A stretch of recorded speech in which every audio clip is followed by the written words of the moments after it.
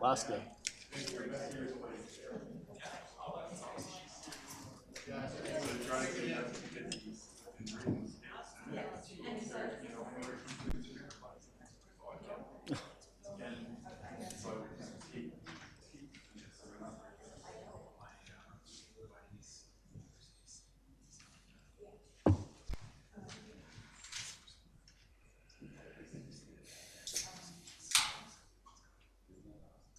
All right, I won't take that sip of water. We are live, and I will call the meeting to order, February 28th, 2022, regular council meeting. And just as maybe an opening remark, I would just say a few words about the situation in the Ukraine. The entire world is watching the situation unfold, and like many other levels of government, we are looking to understand what it is that we can do. So in support of Ukraine, its people, and the Ukrainian Canadians living in our community, the town of Cochrane will be lighting the Jack Tennant Memorial Bridge blue and yellow, and I believe that will be starting tonight. If not, it would be tomorrow night, just as a statement. Yeah, so with that, we'll move into the agenda. The first thing on the agenda is the adoption of the agenda. Is there any motions for the agenda? Councillor Reid? I'll also move the adoption of the agenda as presented. Okay, no. All right, all those in favor? Carried. And minutes. Councillor Flowers, you always do the minutes. Let's stay with tradition. Minutes, and I will move to adopt them. Excellent. All those in favor? Carries. And we are moving right into bylaws. First bylaw, the only bylaw, but it is bylaw 01, so technically the first one of 2022, is the land use bylaw. This small document.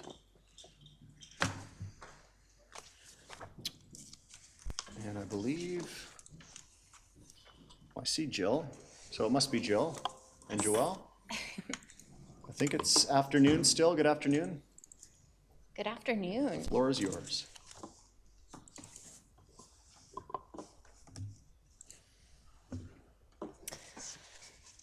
Awesome. So good afternoon, Mr. Mayor and members of council. Tonight I am here to present to you for second and third reading bylaw 01/2022, which is the draft land use bylaw. So this is the agenda for tonight. We'll be taking a look at how we got here. We'll be checking in on our project vision and goals and saying exactly how we achieved each of these goals. We'll also be taking a look at some of the clarifications that were a result of the Committee of the Whole meeting and the public hearing. And then we'll be talking about next steps if the bylaw is approved. To begin with, we wanted to provide a final overview of the project and how we got to this point. Following the project initiation, we reviewed the existing bylaw, engaged the community and stakeholders to identify issues, and reported back to council. We then developed solutions to the identified issues, which informed the final draft, which brings us to phase 5 tonight and bringing the final draft forward for adoption.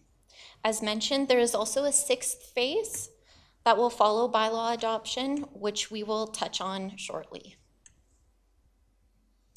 As always, we wanted to provide the project vision and goals that helped inform the final draft of the land use bylaw, as well as go into a bit of detail on how each goal was achieved. So the first goal, which aligns with council's vision, was the reduction of red tape. This was achieved through streamlining the development permit application process for permitted uses with no variances, introducing the permit release request process, which was detailed in a previous meeting, updating our advertising regulations to include online advertising, introducing open option parking for non-residential uses, and creating more flexible use definitions. Our second goal was properly aligning the document with existing town policies and provincial regulations, including but not limited to the Cochrane Sustainability Plan, the Integrated Neighborhood Design Guidelines, the Municipal Government Act, the Municipal Development Plan, and the Town of Cochrane Wetland Conservation Policy. We enhanced readability and the online bylaw presence through enhanced use of graphics, increased use of tables, color coding the document, providing illustrated definitions when needed, simplifying language, and creating a searchable online PDF. Modernized regulations. Some of the modernized regulations within the proposed land use bylaw include regulations for pedestrian-oriented design, the introduction of a use for temporary commercial services, regulations that increase inclusion and physical accessibility for developments, regulations to help promote urban agriculture, and our open option parking regulations for non-residential uses. Our fifth goal was highlighting the importance of the historic downtown.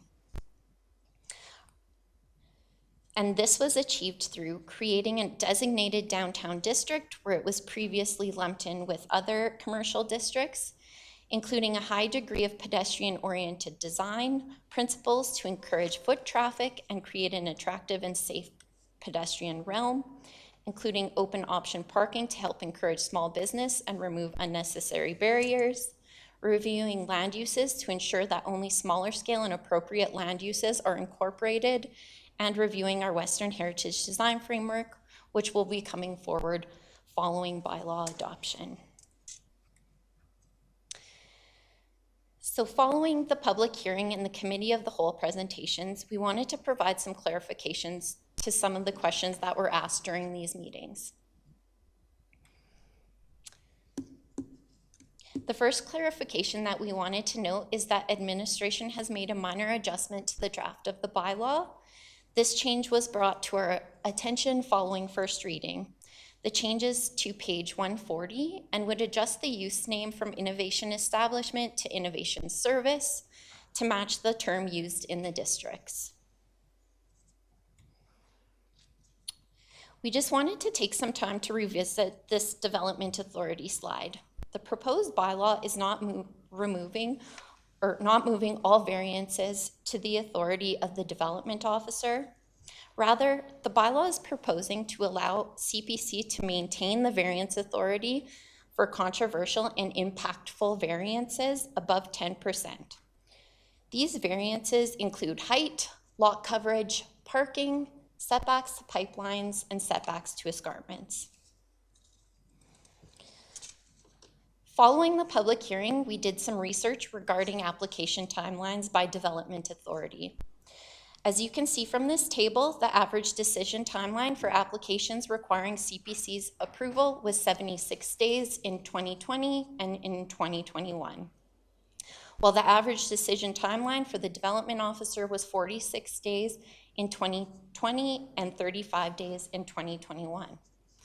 In alignment with Council's goal and the project goal of reducing red tape, the proposed bylaw should help shorten the average decision timelines for many development permit applications in the community. It is important to note that the Municipal Government Act requires that a decision be rendered on a development permit application within 40 days of a development permit application being deemed complete. Staff is fully in favor of the Cochrane Planning Commission providing support in planning and guiding development in Cochrane for many years to come. In fact, we're proposing an enhanced role for the CPC to include discussions on policy matters, including but not limited to growth management, future growth areas, sensitive integration of density into existing neighborhoods, and input on design criteria. We're acutely aware of the significant time commitment residents make on the CPC to ensure we are using the CPC in the most efficient and effective manner. We are shifting the focus of CPCF activity to a more prominent engagement body. This is not watering down their contributions or having the CPC operate at a more of a high level. This is utilizing the CPC in a more appropriate manner with regard to controversial applications and subject matter where resident dialogue is needed. As part of phase 6 of the project team, we'll provide an update in 6 months regarding CPC's newly defined role and how it is working in terms of the new land use bylaw.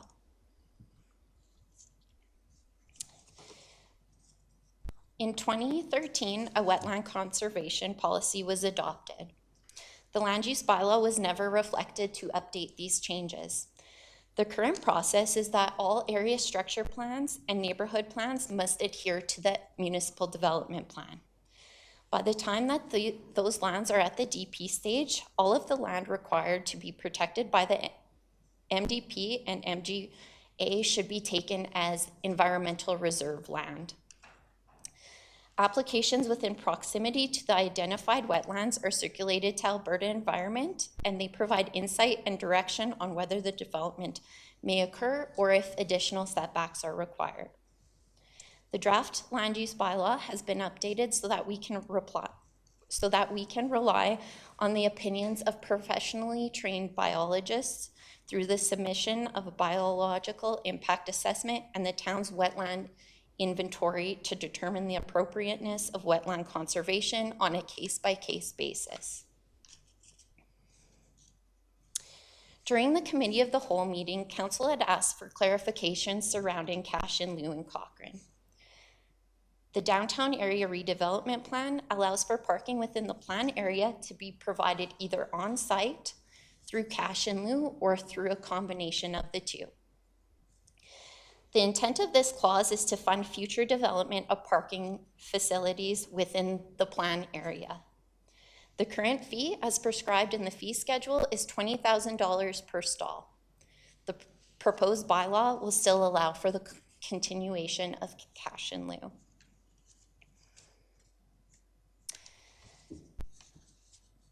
In addition to the cash in lieu requirements, we also wanted to provide you with a few additional clarifications related to the open option parking approach that is being proposed through this bylaw.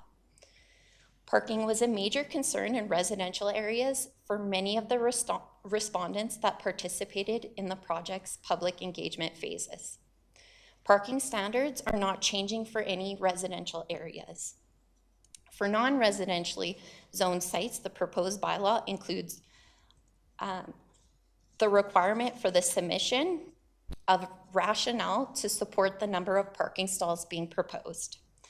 When the Development Authority reviews an application and determines if the proposed parking is suitable for the development, they must evaluate the application based on the rationale provided, the scale of the development, the proposed use, proposed location, and the parking required by various users of the site. The table on this slide represents the minimum lot width for single detached in an R1 district for each municipality indicated.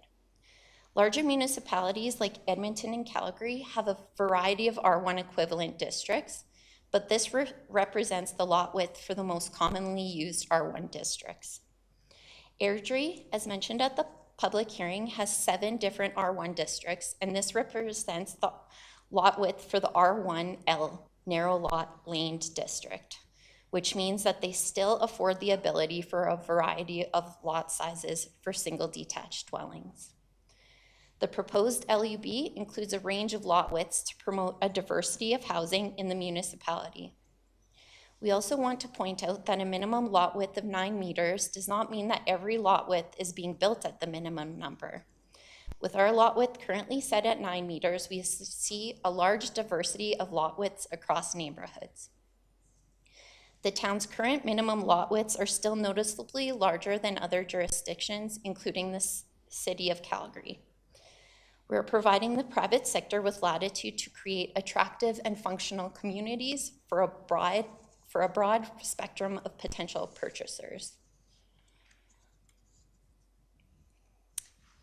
In response to our conversations about density, we wanted to provide a visual example of the expected density within our residential mixed district. This is 26 Quigley Drive, which is slated to be zoned RMX if the new bylaw is adopted, and is currently built at a density of 39 units per hectare, or 16 units per acre. This provides an example of a typical townhouse development that could be seen in RMX towards the higher end of the 65 unit per hectare density limit. The conversion to units per acre is 26 units per acre. When we compare the densities indicated through the proposed bylaw in relation to the MDP's requirement of a minimum of 8 units per acre, or 19.8 units per hectare, the calculation in the MDP is based on gross developable hectare or acre, so it takes all developable land, including roads and parkland, into consideration, whereas the density calculation in the land use bylaw is taken based on the subdivided site, which is why that number seems higher.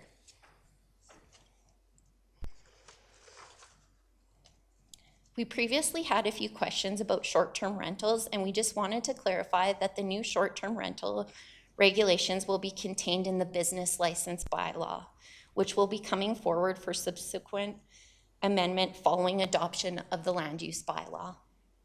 The regulations slated to be included in the business license bylaw for short-term rentals include a required fire inspection for all rentals, all rented rooms requiring egress windows, a maximum of 2 adults per room, no overlapping bookings, so only one group in a dwelling at one time, the business license number being included in all advertising for the rental, an emergency contact posted within the rental who can be reached 24 hours a day.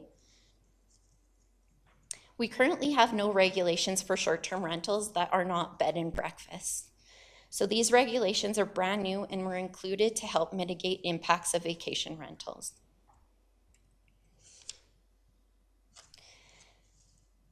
Following adoption of the bylaw, phase 6 of the project management plan will begin. Phase 6 includes the implementation, review, and monitoring of the new land use bylaw. In 6 months, if adopted, staff will provide an update to council.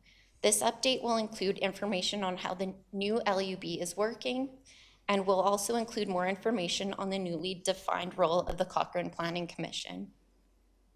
In 12 months, a second update will be provided to council with any necessary amendments.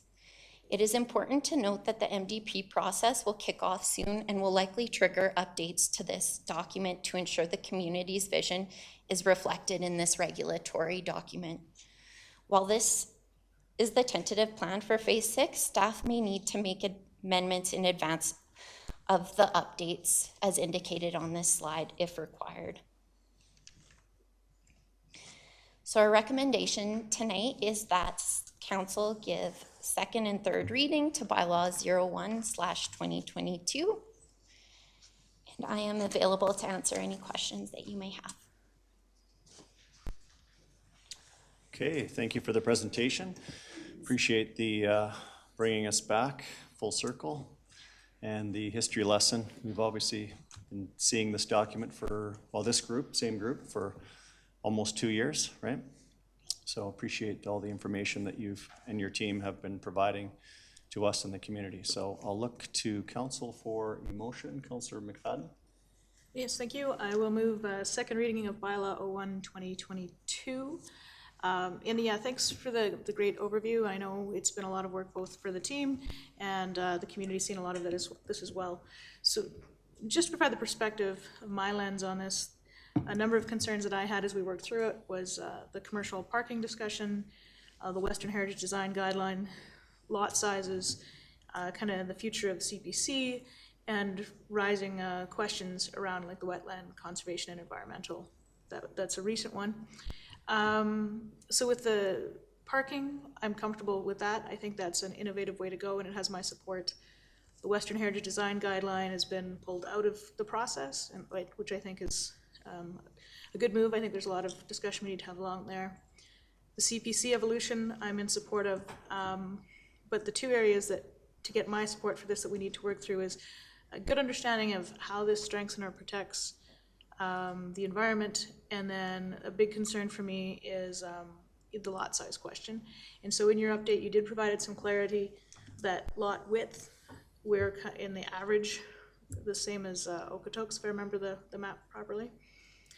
So my question is, from our last meeting, and my notes had indicated that what's actually happened is the lots have actually gotten smaller in this iteration, and I want to understand if that's true or I've just understood that wrong, because the last thing I want to do is to move towards smaller lots in Cochrane. We need, overall my goal is to encourage a range of housing diversity, but I'm not in support of a document that's going to create smaller lots. So can you speak to that and help me get some clarity on that, please?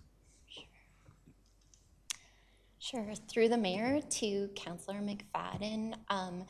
So you're correct. What we were proposing was a reduction for the single family home lot areas. And this was because we were trying to take a consistent calculation for lot sizes across the board. So what we did was we set the lot depth at 30 meters. So we took our minimum lot widths at 9, and then we times them by 30 and got 270 meters square, which is a slight reduction to the 300 meters square that is currently regulated in our land use bylaw.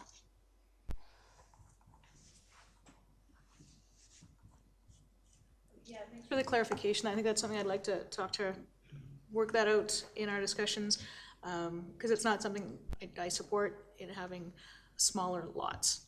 That's probably one of the things I've heard most consistently is we don't want smaller lots in Cochrane. So it doesn't seem like it's that many meters difference, but in our yards it does matter. So I'd like us to talk through that one and see if we can reach an evolution of where we're at on that. And it might need a delay as we work through the ramifications of just randomly changing the math from the council table. That's where I'm at right now. Okay, maybe, thank you for your comments. Just a point of clarification from administration on process tonight. So we have second reading, you've put the motion on the floor. We're talking about potential amendments or changes or whatever. How would that work? We've gone through a public hearing. That public hearing dealt with the technicalities of the bylaw that we have in front of us tonight. If we are to shift something, which of course we can, what does that look like? Mr. Mayor, what would happen is with a material change to the bylaw, we would have to go through the circulation and public hearing process again, because the comments and commentary you received from both the development community and the public were based on the bylaw that you see before you.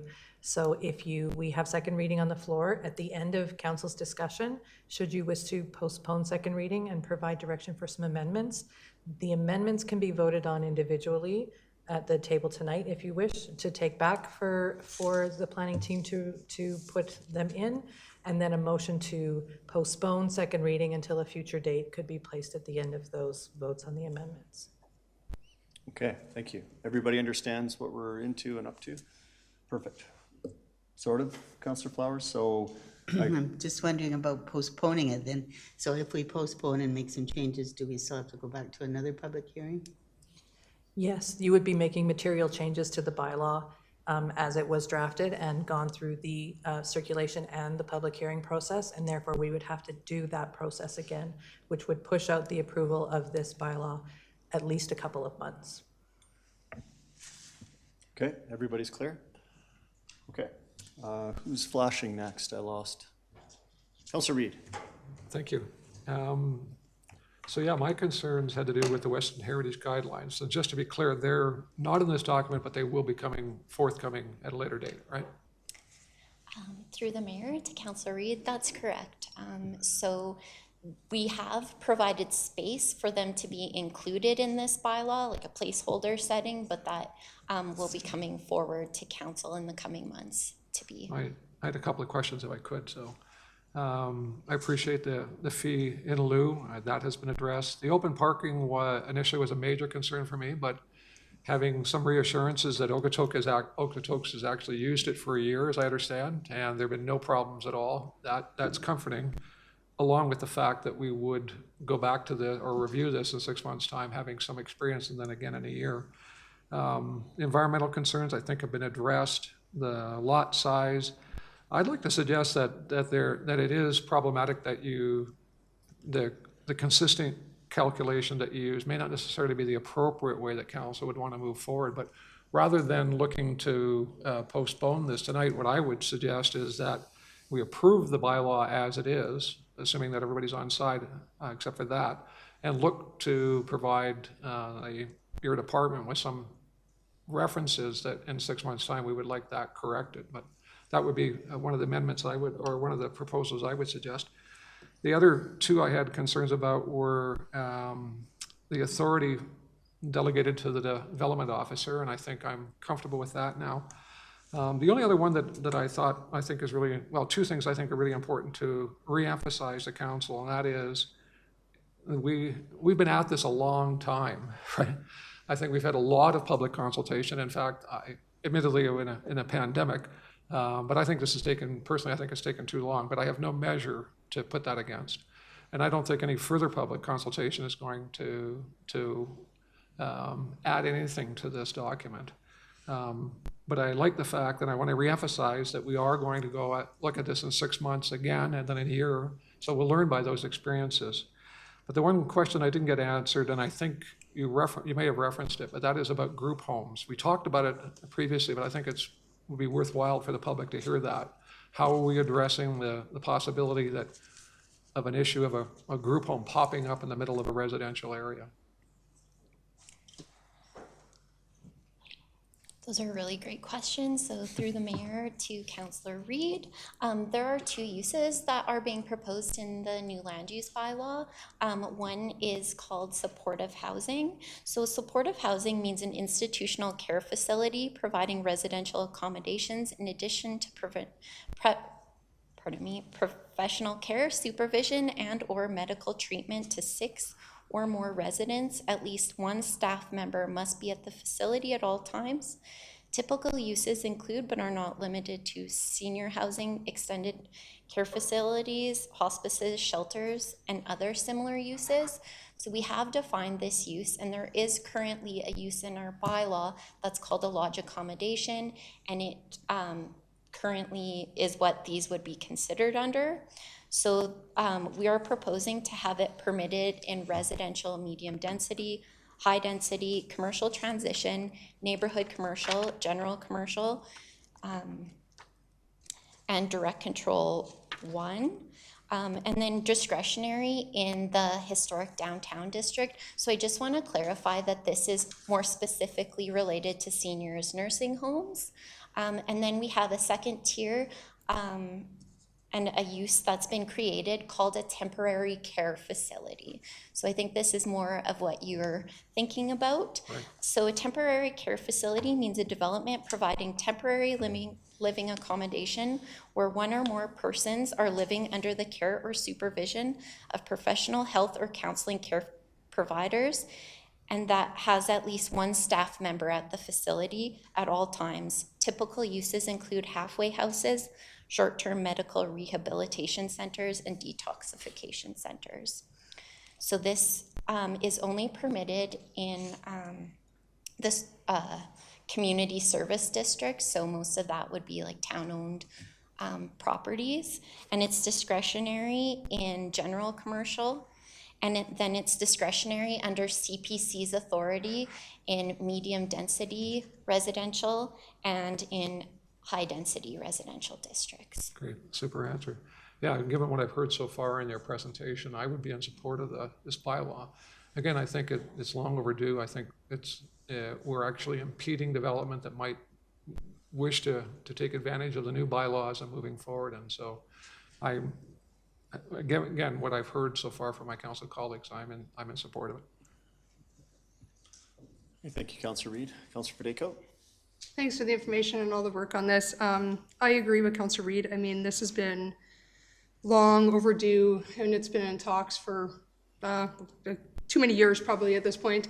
I do have some concerns though, kind of like some of my other colleagues, but not necessarily to hold up the entire process. I would like to see us be able to vote it through, but then some of the concerns that I have, I would like to see addressed or brought back at that 6-month point, where then, if I still have those concerns, I would like us to make some changes, and I'll kind of give you some of my concerns that I have. The environmental issues, I still have concerns about, kind of like my colleagues have stated, and I'd like to see us bring in some environmental consultant, somebody that's outside of the town of Cochrane, to be able to provide council with some assurance that as we go forward, that our bylaw isn't going to be challenged in some way, and that we're also doing the best that we can, and it's not something internal that we've discussed, and hey, it sounds like a good idea, but bringing in somebody external that has that professional advice.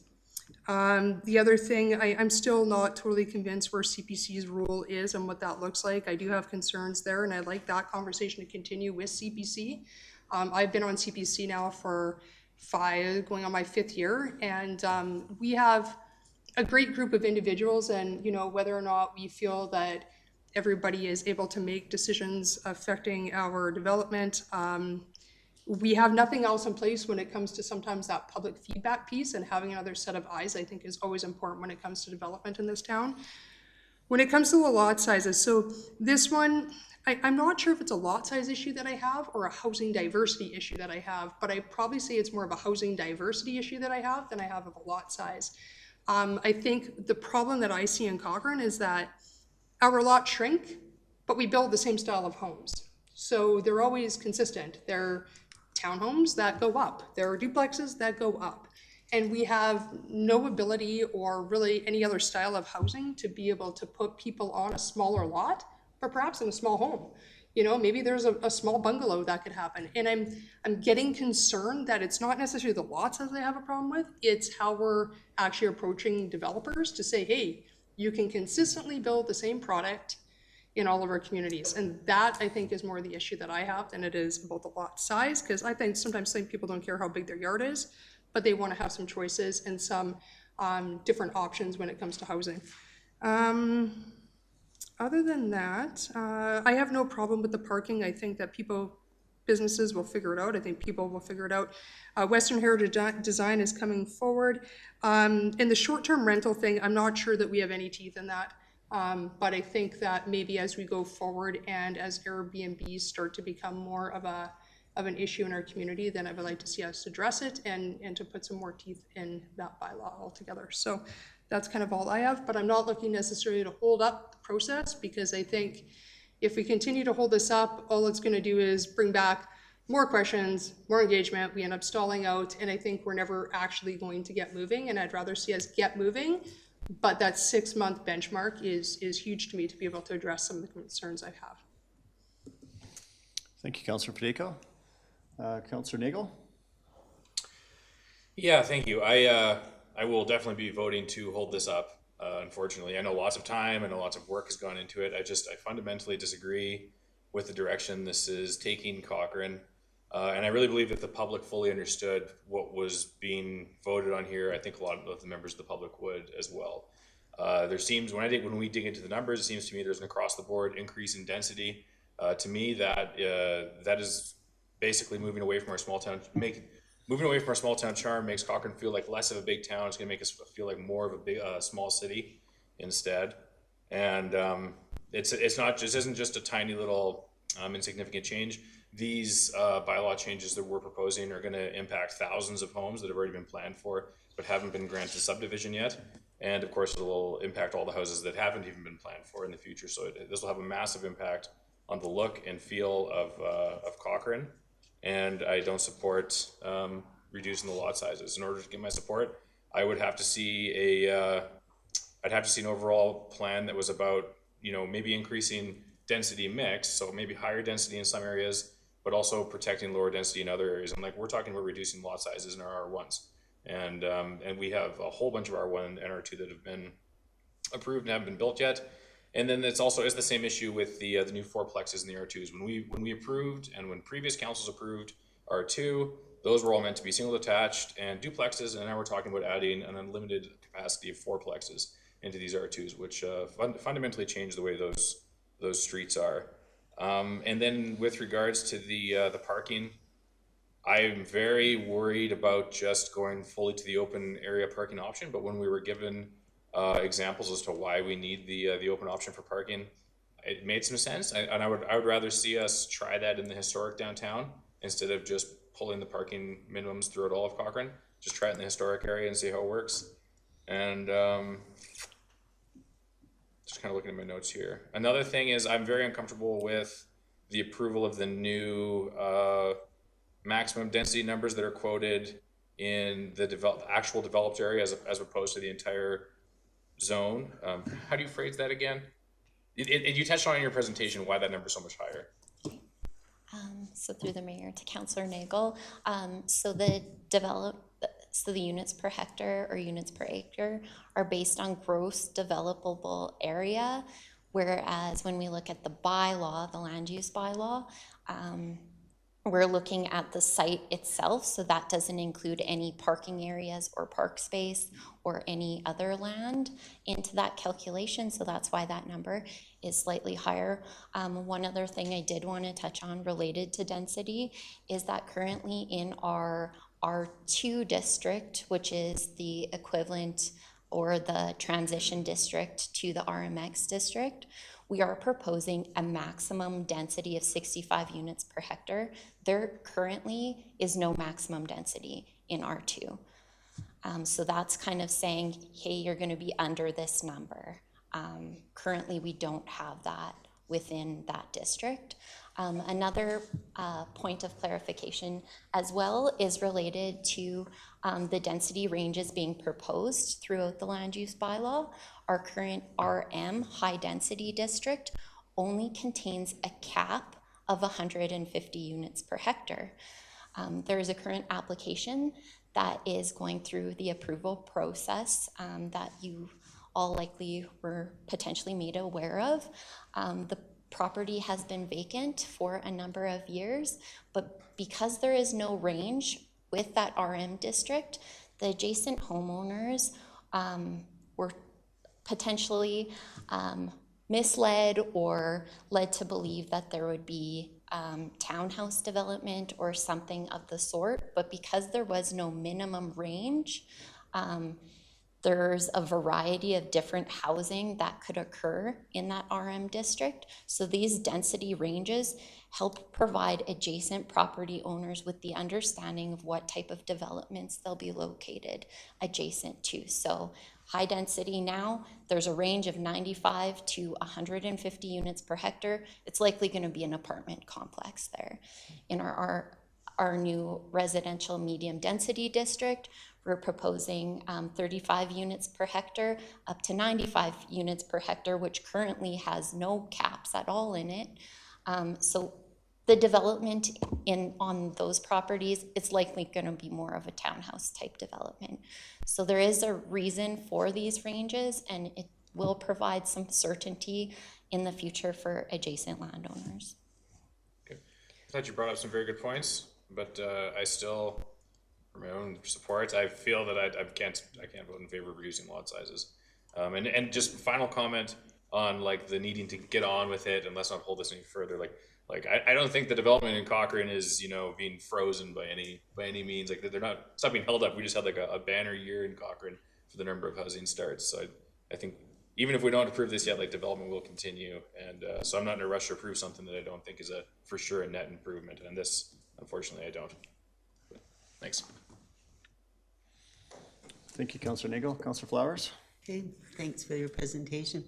One more question about the Western Heritage design. So it isn't there now and we're going to update it, but are we going to keep using the old one until it is updated? So through the mayor to Councillor Flowers, that's correct. The current Western Heritage design guidelines will continue to be followed until the new framework comes into effect, and the amendment to this bylaw is made to include it. Okay, I just wanted to confirm that if a lot of projects are going to be coming through.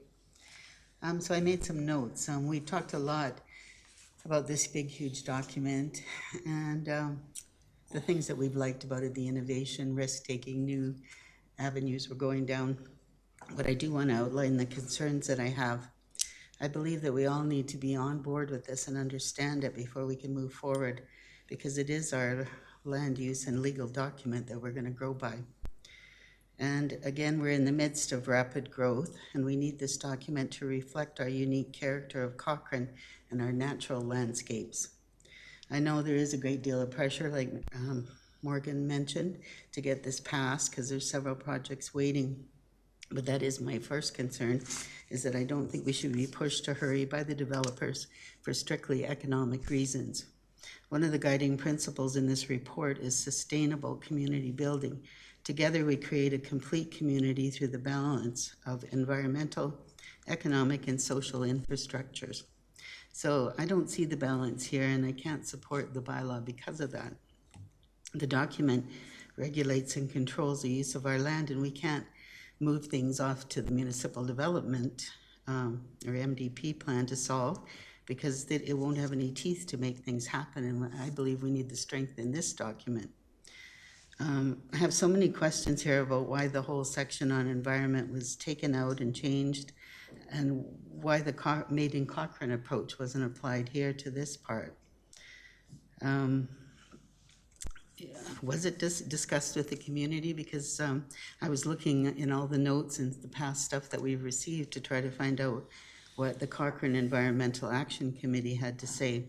And I found out that they've never been consulted on these matters, and they were not involved in any of the meetings invited to give input. So if we didn't consult with them on the environmental aspects, who did we get our advice from, and how did we develop that piece? We've heard the province has environmental rules and reviews the proposals, but I'm not sure that they would focus on special Cochrane landscape. They treat all the communities the same, and they probably rubber stamp a lot of projects due to the volume that they have. So we are heading into more climate change. We have an obligation to enhance our environment. And I guess I just thought we were going to be trying to head off some disasters and expect the use of new technologies and help developers change their thinking about the kinds of products that they use, avoid serious fire and flood issues, and ensure we don't have more slope problems in Cochrane in the future. And I just don't see where all that work is. We've taken pride in our forward thinking in the past, and I just don't want to lose that. My other concern is about the public feedback, and we keep hearing how many public opportunities were presented to the community, but who was consulted and how did we use the feedback? Did we make changes? I see that we did make a couple changes or new information since the public hearing, but it feels really rushed. We just had that 2 weeks ago, and tonight we were supposed to make a decision on all these huge areas of this plan. So the other thing is the lot sizes. I really don't understand why we would want to have smaller lots when everybody is asking for bigger lots. Everything I read in the feedback was we don't want these small lots. If I believe that the cost savings would go to the residents, I would believe in it, but I think the developers will make more money, and we're going to get more complaints regarding the traffic, the parking, and all the things that go along with overcrowding. And the parking, I agree with a lot of what Councillor Nagel said, that the historic downtown does need its own rules, and we need to support the businesses there and make it the best we could be. But I am worried about the new commercial developments and how we're going to monitor them. And maybe I'm missing the mark, but I am worried about it. So those are my thoughts for tonight, and it's the environmental stuff and the lot sizes really that are preventing me from supporting. Okay, thank you, Councillor Flowers. Councillor Wilson?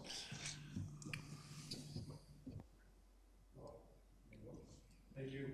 I have a few compliments to give and then a smattering of questions, if I may, for Jill, to put her on the spot here. Generally, overall, I see this documented as an improvement to what we currently have, so I'm excited about that. There's some things I really like. I happen to support the non-residential open option flex parking. I like what changes we've made to our business signage rules, which I think badly needed an update. In general, just the general mantra from Council of Red Tape Reduction I see employed here, and I appreciate it. I think it's important, especially at this time more than ever, that we know that Cochrane is open for business and that we're supporting our local small businesses here, and I see help in this document, so I'm excited about that. My questions are, I think I have 4 here. Short-term rentals, I heard that's going to now be part of our business bylaw upcoming. Is that not being considered as part of this anymore? Through the mayor to Councillor Wilson, actually that's how it's kind of always been proposed. So we do have a definition for bed and breakfast. We currently have a definition in our current bylaw for a bed and breakfast. The intent of the inclusion of short-term rentals was this was something that came up early on during our engagement. So we looked to other municipalities to see how they're regulating these types of uses in their communities. Most of these uses, or most of these short-term rental uses, are being regulated through the business license bylaw.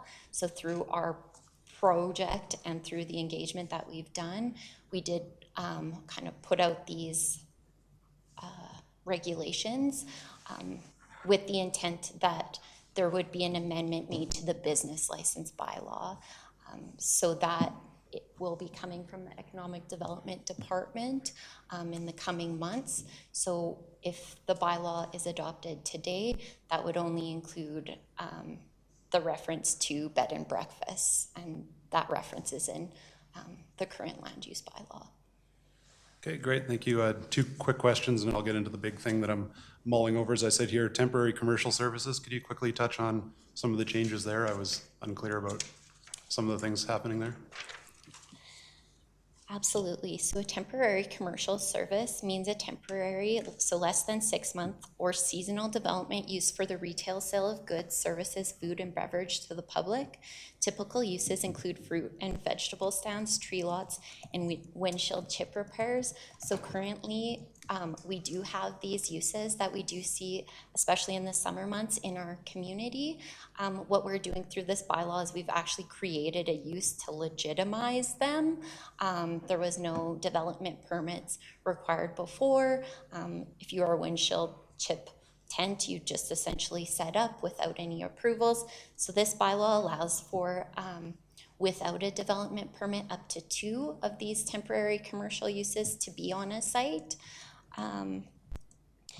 And there's also some regulations, so only if it's listed as a permitted use, which it's listed as permitted in commercial transition, neighborhood commercial, historic downtown commercial, general commercial, business industrial, parks and recreation, and community service district, and also the highway commercial district.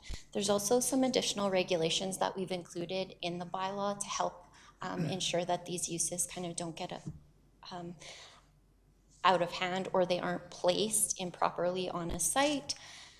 So it's that they shall be designed to be complementary in nature to other uses on a site and must be integrated into the overall site design in a manner that does not create a conflict between the movements of pedestrians and motor vehicles or conflict with adjacent land uses, and be fully removed from the site for a minimum of 30 days before a new approval for the same use in the same location may be granted by the development authority.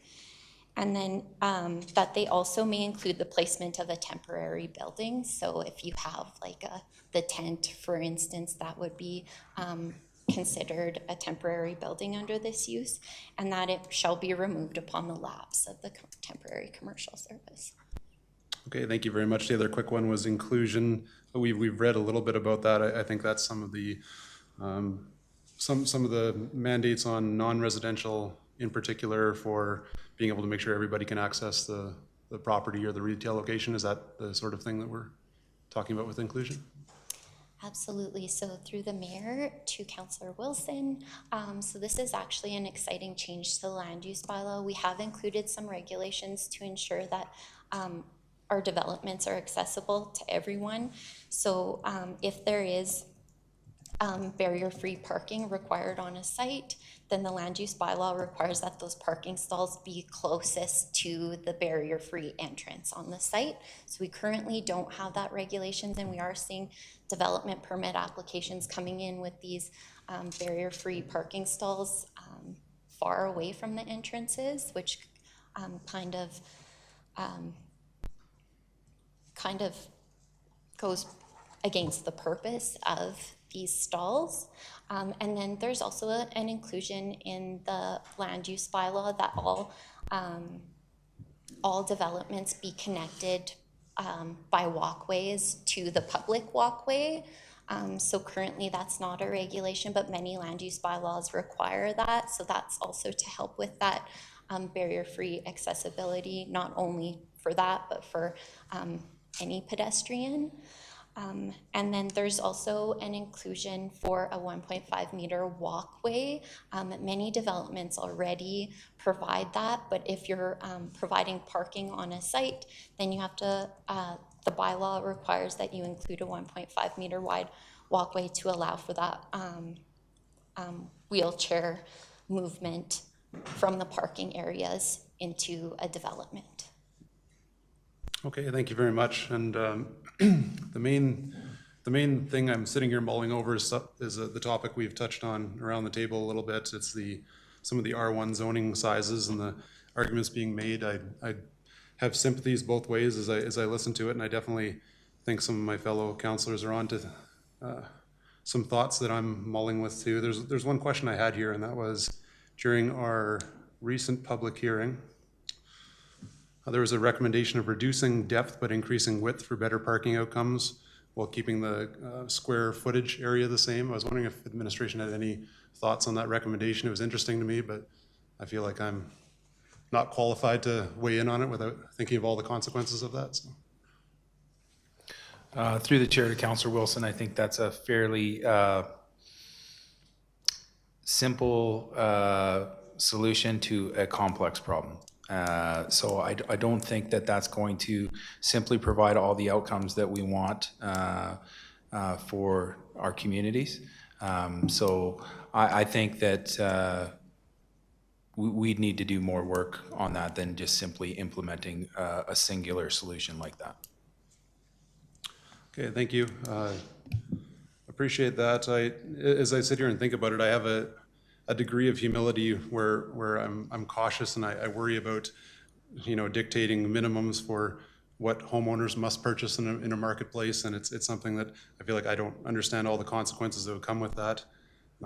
In particular, I feel like when we're approving new communities, in the past we've often done residents a disservice by not financially analyzing if the new developments make current Cochrane residents richer or poorer, given a long-term infrastructure replacement lens. And principally, this is what's led to the development treadmill we currently find ourselves in. So upcoming, I'd like to talk more about how council here can soberly evaluate new development with that lens rather than just talking about arbitrary minimum lot sizes. It's something that I feel like doesn't give us a full picture when we're not talking about what is the actual financial cost in 30 years when we're imposing minimums, and what do these communities actually cost current taxpayers. And that's something that's more on my mind than the actual R1 minimums right now. So all that being said, at least for right now, as I look at this, I appreciate what I'm looking at. I think this is a better document than we've currently been using, and I also certainly appreciate the 6-month come back and review proposal, because I think a lot of this stuff, before the rubber hits the road and we see what the consequences are, I'm not sure any of us are totally sure if this is a step forward or a step back. So in general, a long-winded way of saying I support most of what I see, and will likely be voting in favor tonight. Okay, thank you, Councillor Wilson. And before we go around the table again, maybe I'll weigh in with some of my thoughts. And I too will be voting in favor of the land use bylaws presented tonight, and for many reasons. And Jill and Joelle and the planning team, you guys have done an excellent job in sharing all the documentation with, I said this already, but I think it's meaningful enough that we should say it again, that this has been a massive undertaking with a lot of public engagement, a lot of touch points with council, hours and hours of workshops and feedback sessions to be at tonight's decision-making juncture. So I appreciate that and thank you. The red tape reduction, many have spoken to. I support that, of course. Readability, anytime we can make anything easier for someone to navigate through, check. Yep, let's do that.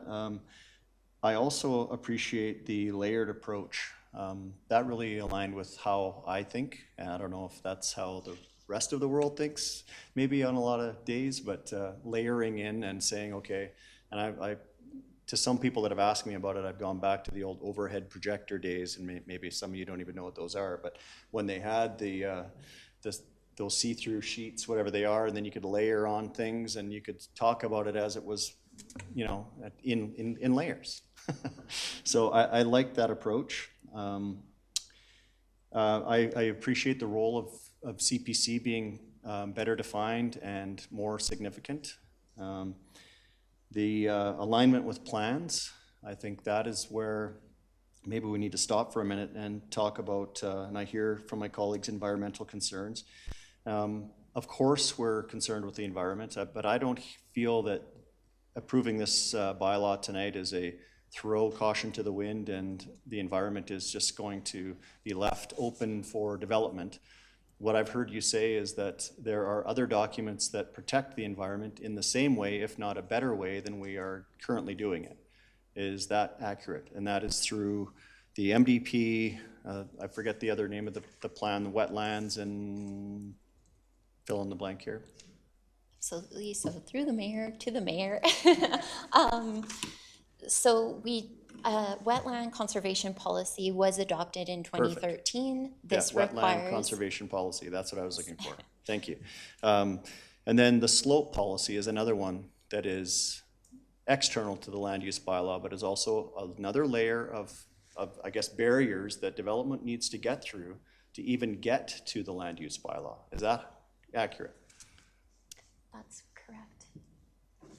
Absolutely, and we've, Mr. Mayor, we've, you know, that was one of the principal things that we were looking at through our process, looking at the land use bylaw and evaluating different applications, understanding the history in Cochrane. So we have a much more robust process to consider those as part of those layers that you're referencing. So it's true it's been taken out of the land use bylaw because the current one... There are references to it in the land use bylaw, right, though under the... But we're not abandoning those. No. They're still in place and nothing will change. Actually, it's strengthened from what previous has been in place. Thank you for that. So I think it's important that we're like that. That's a clear distinction between abandoning it and we're not going backwards. The other thing is, and many of my colleagues have stated this tonight too, that you know, this is a better document than currently exists. Is it perfect? I think none of us are ever going to get 7 out of 7 agreement on every single thing in it, but for me, it hits most of the marks, and we can, like others have said, I really appreciate that phase 6 months. We're coming back with a review. How did it go? What can we change? Here's some contemplated amendments. The other thing I would suggest is that this is council's bylaw. This is our tool to put in place land uses that we feel are appropriate for development. So it's us that is driving that. If we want to see an amendment to it, by all means, bring an amendment forward.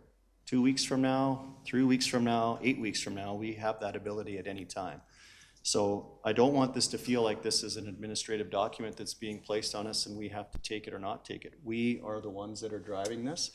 And not to belabor the toolbox analogy, but we are the ones that are going to say, and this is a good segue into the lot sizes, that while the R1 is a reduction of 30 square meters, we do have the addition of the residential large lot use that we never had before, which is actually bigger than we have existing. So if council wants to see, is that true? The residential large lot is larger than the R1 lots currently? Yes, that's correct. Perfect. Okay, I didn't want to base a huge argument on something that was false. I thought it was. So we actually have that tool at our disposal as well. So if we want to see less density in an area, we actually would be able to do that with that new tool. So it's council that is putting, while developers will pick and choose what they think is most appropriate in that area, we will then have the ability to say yay, nay, too much density, not enough, whatever. So I feel like this document provides that flexibility. And then that's the key to affordable housing, which I feel this document does a good job in addressing. So that tool, if we so choose, then we don't control what the developer is going to charge for a lot, but we can control the size of those parcels. So that is, I think we have more tools at our disposal with this iteration, I guess is what I'm trying to say. So with all of that, I guess the other one that others have spoken to, and I, for one, don't feel pressured by the development industry by this. I feel pressured to get a good document on the table first before, so we can move forward. However, that being said, we are holding up economic development if we are to hold back and postpone tonight. So while we do have, you know, a large amount of growth in our community, that's something we've been grappling with for years, and not being pressured and rushed to put a document in place because of that. But I would rather that that new development happen under a better document than under the current one, is where I'm landing. That's my long-winded diatribe tonight. Councillor Reid, you take it from here. That was a great summary, particularly that last line. I hope everybody appreciated that. I have two questions, and these are just questions of clarification. Can you remind council and for the public just how much public consultation has occurred with this? I know you don't have a slide probably at your disposal, but I know that there was, like, I mean, the mayor talked about it. I mean, there have been hours and hours and days of public consultation. So whether every group had the opportunity, every member of the community had the opportunity to be able to step up, but I'm wondering if you might have that while your colleagues looking up. And then the other question I have is, in your professional opinion, given the overall document, are we really increasing density in terms of our community? All right, so through the mayor to Councillor Reid, those are great questions. So first, to start this off, we've had more than 35 public engagement events related to this document. In addition to these public engagement events, we've had a number of emails go out to an email circulation group every step of the way. And there are a number of individuals in the community that were made aware of this project that was occurring just throughout the process. They were probably tired of getting emails from me at this point. And then to answer your second question, the density is, in my professional opinion, the density is not being increased. It's going through what is being proposed. It's going to be guided more appropriately. So now when we get neighborhood plans in, the developers are going to have to actually plan their sites out a little bit more, in terms of you can't necessarily just zone a site RM anymore and build townhomes there. You have to be meticulous with what you're putting on these parcels. So there will be more guidance, and then as I mentioned earlier, adjacent property owners should have a better understanding of what development will be occurring in some of these vacant lots that are slated to become multifamily sites. Right, great. Thank you for answering that. That really clears things up for me, and I hope for some members of the public that are listening or watching. Yeah, the last thing I would say, and it probably is a flash of blinding obvious, and some of us have mentioned it previously, but I should at least take the opportunity of being able to do it again. This is a great document. It is such a major step forward from where we were. I mean, the simplicity of it, those that are of us that are kind of visually, prefer visual kind of tools, this is a great tool that way. I mean, literally, this is a question, if it's a love of labor or a labor of love, I don't know which it is between the two of you, but you guys have done a great job with this.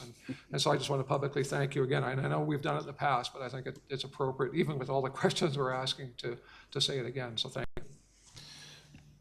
Councillor, or Mayor Jung, if I could just follow up on that. One of the things that I wanted to pick up on a point that Councillor Reid made, of course, we see this as a living document. So this is something that, following your approval, and Jill has done a great job this evening of sharing that within 6 months, we'll be returning to council. Also within a period of a year, there's going to be several opportunities to review this document. But it's also got modernized regulations. You think of the process that we've gone through to get this approved in 2022, starting this document. When you look at this last document from 2004, its process, the thought process for this and the policies that were created were likely from 2001. We're 20 years later. So we're creating a document that has modernized regulations that's going to provide a variety of housing styles and better outcomes ultimately for our community. So I'm very confident in the work that's been completed, and think it is definitely a step forward. Of course, it's not perfect. There isn't going to be a perfect land use bylaw created. It's simply not possible. But as a living document, we have an opportunity to continually improve on that, and that's a philosophy that we, as an organization, pride ourselves on. Okay, thank you for that clarification. Councillor Federico, back to you. Mr. Hyman, and I think the mayor both said the same thing, is that the 7 of us sitting around the table are probably never going to agree that this is going to be the 100% perfect document right now, or in 2 weeks, or in 3 weeks from now. There's always going to be tweaks that are going to need to be made. But my question is, okay, so if we have these checks and balances in place in 6 months' time, what happens if we discover as council that we're not happy, say, with lot sizes? We want to make some revisions to that. What happens to the approvals that, because if it does get approved tonight, what happens to the approvals that are in place versus us now trying to redefine the bylaw? It's one thing to strengthen it. It's one thing to bring environmental consultants and listen to that information, and we can tweak a bylaw to become stronger, firmer, more defined. But what happens if we approve this and we say, oh my God, we don't want our ones to be less? But now we've approved, and we've gone through the approval with some developers to say, hey, you have that approval in place. What are the ramifications that we're going to face?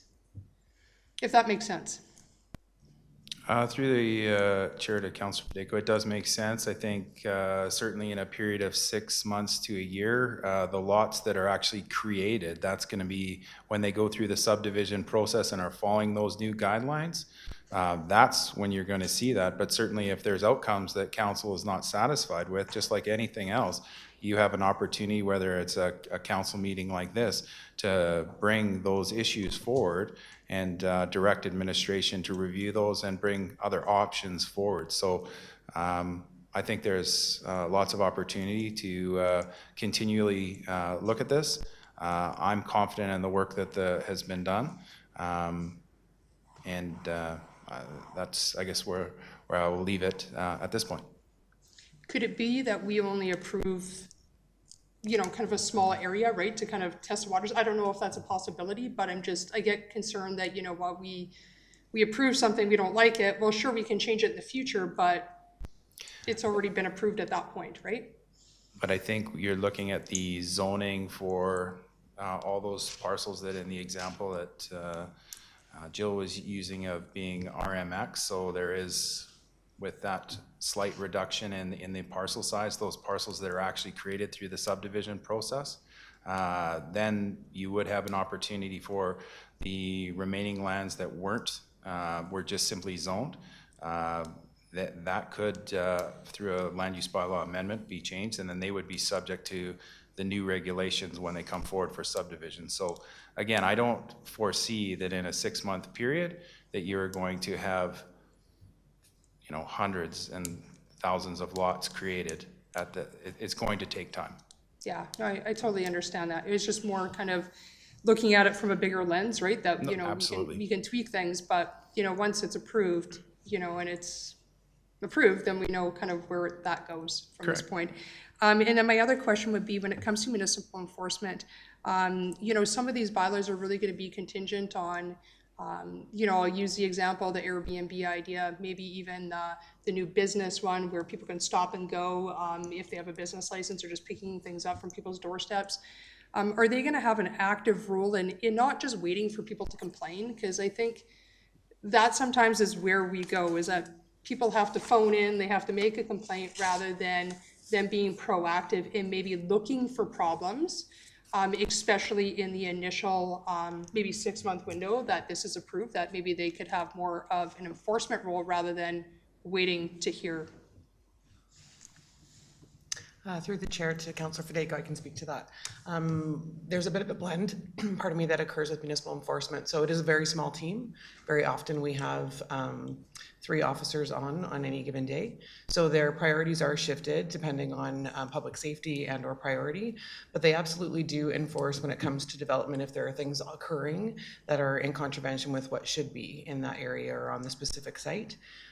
So they don't necessarily wait until complaints come in, but it is certainly something that they rely on in order to be able to identify where there are things occurring throughout the community, given the sheer size of our community and the population that we have and the number of officers that are on at any given time.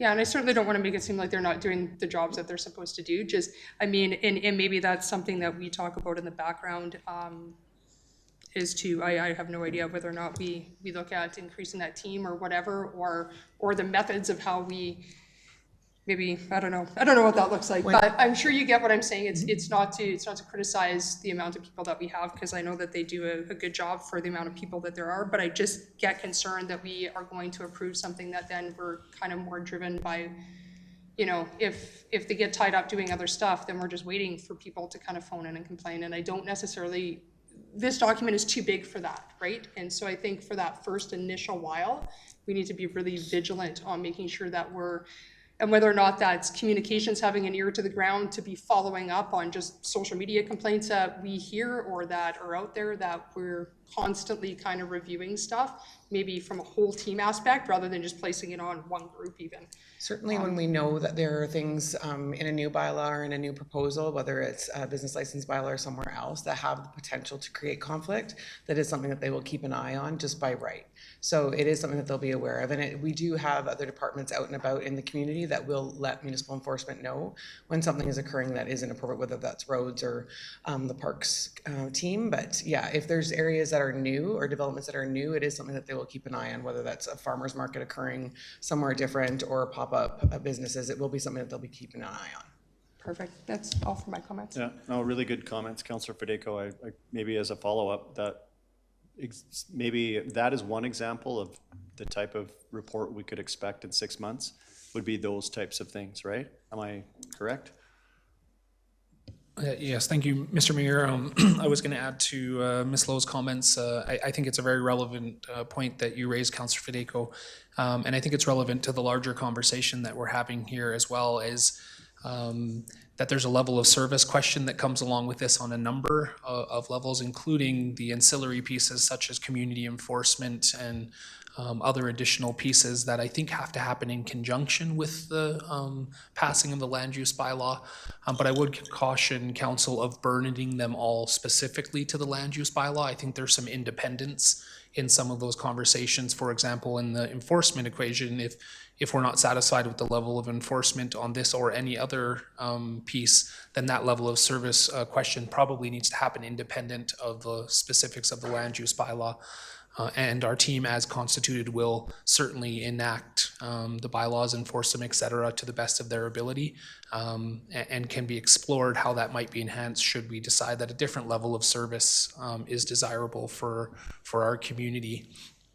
So I do think that's relevant, and preferably from an enforcement perspective, the better the bylaw, the easier the enforcement is what I would say to a question like this. And I would wager, I haven't specifically asked this question nor heard it as a piece of dialogue, that our enforcement wing would be very happy to have a modernized bylaw that's readable, that's clear language, that makes their jobs easier, so that when they do engage it, I think that process will be, one of the benefits of the red tape reduction and the simplified language and the graphics and measurements. It actually has other benefits like improving enforceability. Yeah. Okay.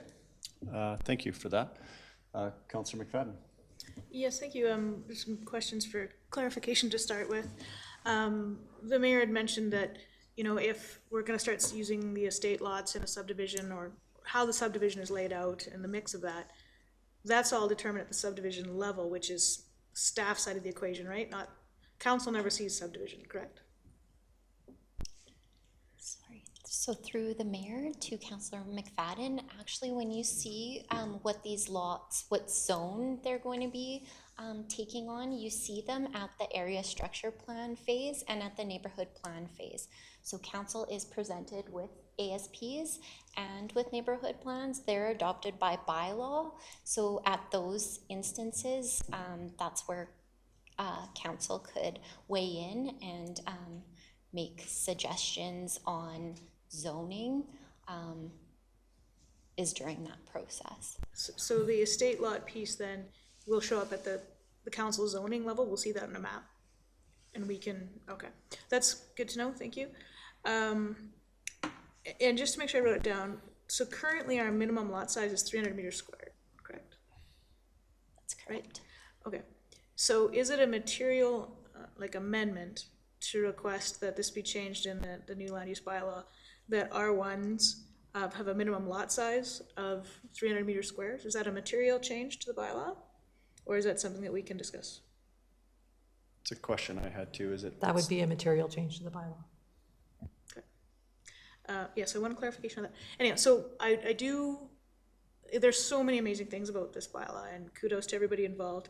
In particular, thank you for clarifying kind of the max densities that's coming in on the R2, so we're getting, you know, control on that level of it as well. I was really glad to see that, and of course the accessibility. There's so many things I like about this. This is a point for me though. So with that being said, I do want to make an amendment, propose an amendment to the land use bylaw that R1s have a minimum lot size of 300 meters square. We've talked that out tonight. So I think everybody understands where I'm coming from, but that's the amendment that I'd like to put on to council. Okay, thank you. Amendment. You don't have these very often. I'm writing it down. AM. Okay, so we'll debate the amendment, whether or not we want the amendment to move forward first, and then we'll get back to the, well, whatever that. Mr. Mayor, Yeah. if I may, perhaps if it pleases council, as a senior official, I perhaps would be pleased to weigh in on the general, conversation that's happened around the land use bylaw. I do think it will support the conversation around the amendment itself and the general process. I'm happy to wait till after the discussion on the amendment if you feel it's more appropriate. Yeah, I think let's wait till let's debate our amendment. Council, everybody's prepared to do that? And also just to be clear that supporting that amendment would mean resetting the start of the bylaw process, so that if that amendment passes, then my advice will likely not be the same, very meaningful at that stage of the process. Got you. Can I speak to it? Yeah, it's your amendment, yeah. Speak in. Anyhow. You're on. Am I on? Yeah. Yeah, well, I think I can forecast what we're saying is that if this is a material amendment, it gets passed, we're gonna have a delay of weeks, months, and there's a lot of things waiting on that. So I did take that into consideration. It's why I asked the question, so that I understand the implications of that. That being said, my goal is to have a good document.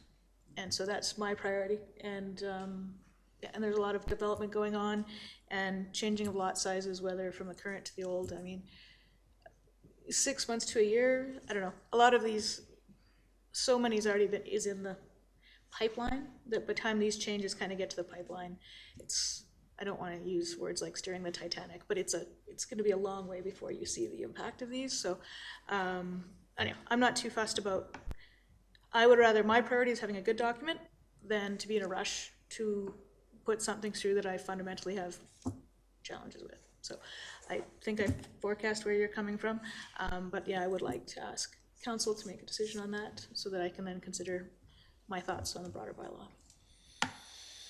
Okay, Councillor Nagel to the amendment. I will speak to the amendment directly because Councillor McFadden's head is in the exact same place as mine. I know we aren't going to be able to get to a document that everybody 100% agrees on. Completely understand that. And that's why this point of smaller lots is my single hill to die on for the entire document. If we can agree to not make the lots smaller, I will support the document. And I have a question for clarification. The R1, is that becoming RMX or RLD? So through the mayor, that's becoming RLD. So this amendment would be for RLD, correct? Yeah, so, I do have lots more to say after listening to everybody, but I'll leave it at that. Actually, you know what, I will say one thing. I would urge my colleagues, if you like the document ahead of you, vote in favor of it, but please, please, please do not vote in favor of something that you do not like on the assumption we're gonna come back in a few months and fix it, because it took us 4 or 5 years to get to this point today, and I find it highly unlikely we are going to make a major change to this document in 6 months, because we're gonna be so busy with other stuff, but that's it. Before we go on, question, is it a possibility, and I think I know the answer, and I'm the guy that always looks down, right down the middle, how can we get everybody on board? So the amendment speaks to going to 300 square meters as the minimum. Yeah, the point is I don't want lots getting, Yeah, smaller. so I want our R1 Yeah, to remain the same as it is now. the same. Yeah, I don't want any lots getting small. gotcha. So could we defeat the amendment, approve the follow me through on this. Approve the document, and then ask administration to come back with an amendment in the future that changes, so we could do it all tonight without holding up the process. That is it's a procedural navigation. Yeah, so I think what you're asking is, once you have an approved bylaw, council can amend it at their discretion, which means that you could actively amend the bylaw once it was passed, unless Jaylene, you feel differently than that. No, council could bring a notice of motion requesting the amendment to the bylaw. So we could essentially do it all tonight, that way, without. I would even suggest that while a notice of motion is one of the avenues, council at their discretion could give that direction to council this evening as well, independent of a notice of motion. Yeah. But that is an avenue that would be available as well. Okay, I just wondered if there was a way to get there together. Councillor Reid, to the amendment. Yeah, I'm going to speak against the amendment. And actually, I was going to suggest we propose that, although a different way. I was going to suggest we defeat the amendment, approve the bylaw, and ask if the consistent calculation in terms of lot size can be recalculated. And I think if that were done properly, that would potentially address this question, wouldn't it? Properly, define properly, Councillor Reid? It would not reduce the size of what was currently the R1 to whatever it's going to now. So through the mayor to Councillor Reid, we could take a look at how we do calculate lot areas across the board, absolutely, and come back with a revised minimum lot area for the lots within I just want to ensure that I'm doing this correctly, within the RLD district and the RMX district. I guess we also took that approach by setting the minimum lot depth at 30 meters for our residential large lot district. Of course, that minimum lot area is 450 square meters, I believe. Is it necessary to increase that lot area as well? Is a question that I'd pose to council. I think what I'm hearing, the amendment is just to the. Yeah, I was just trying to figure a way out of it. I thought that maybe the consistency in the calculation might have been the answer, but yeah, I'm going to speak against the motion. I don't think further delaying this is going to be productive at all, and believe that the resolution in terms of the R1 lot size can be addressed at a later date. Thank you, Councillor Reid. Councillor Wilson? Thank you. When I hit my light button here, I was thinking the same avenue we just went down, which is there a way to advance this tonight and then make the amendment we want to the R1, and we just spoke to that. So given that, I'm on board with what my fellow councillors are trying to do over there. In essence, I was just thinking to myself that I have the same goal I believe that they do, which is we want to preserve our small town feeling and charm, and that's my goal as well. I'm not certain that we're definitely achieving it with this, but I'm also not certain that it's going the other way. What I just wrote down here to myself is kind of that I feel like this well-intentioned regulation may do more harm than good. I'm not really sure. in the future, I essentially just want to be able to tell current residents that new residents are making Cochrane wealthier and not edging us further down the development treadmill. I want to be talking about financial solvency, and I'm not sure lot minimums, assigning minimums and maximums if I know which way that's going without that analysis. So just in general, as long as we're passing the bylaw tonight, which I think is a useful thing to do, I'm on board with the amendment, and I just would assure the table my goals are the same as theirs. I also want to continue our small town feel in Cochrane as my goal as well. I just don't know if this is achieving it or not. I'm uncertain. I think you make a great point that we should, and I see everybody nodding, that the financial solvency is a good discussion to have, and we should add that to our list of strategic planning discussions. Just a point of clarity though, if you vote in favor of the amendment, as it is on the table right now, you're voting to to postpone and stall for 2 months. Not stall, I guess, redo the public hearing, sorry. Yeah. I would motivate my fellow councillors to just make that small amendment that we can still make this happen tonight without holding up the process, and I'd be in favor of that, if that's possible. Yeah, okay. Councillor McFadden? Yeah, I like where we're going, because like, large majority of this is brilliantly well done. This is just the sticking point. So, brilliant people who write, is there language suggestion for the following motion at this point? Or I just want to be clear on that before You give up on the amendment. Yeah. Thank you, Mayor. Maybe before that, I would just, Mr. Hyman, if you could comment on what, if there's a larger impact to the bylaw or to the implications of just changing that one parameter of lot size at that particular use. Council may find that information helpful, and then we'll be happy, Councillor McFadden, to consider some wording as well.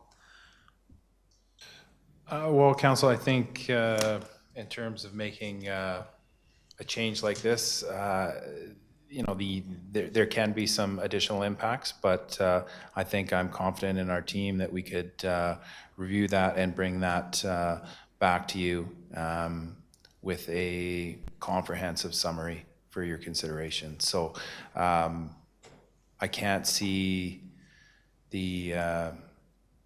all the implications at this point, so we'd have to take that away. I think what I'm just suggesting there is I just don't want council to perceive that as oversimplified, as in if they suggest that, administration may come back with some advice that would suggest that passing that amendment may have X implications. So as long as council's aware of that part of the process, that the report that would come back would just be our professional assessment of the impacts of making that assessment, and may not accompany a recommendation to do so based on that analysis that Mr. Hyman just suggested there. Yeah, no, I understand that, and it's always about, for me, making an informed decision, right? So this is where we're getting to where I'd hoped we would get to, just in a path I hadn't predicted. Yeah, so, yeah, like I said, 98% of the bylaw I think is brilliant.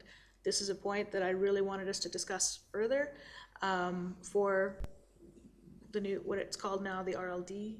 So thank you for giving me the language.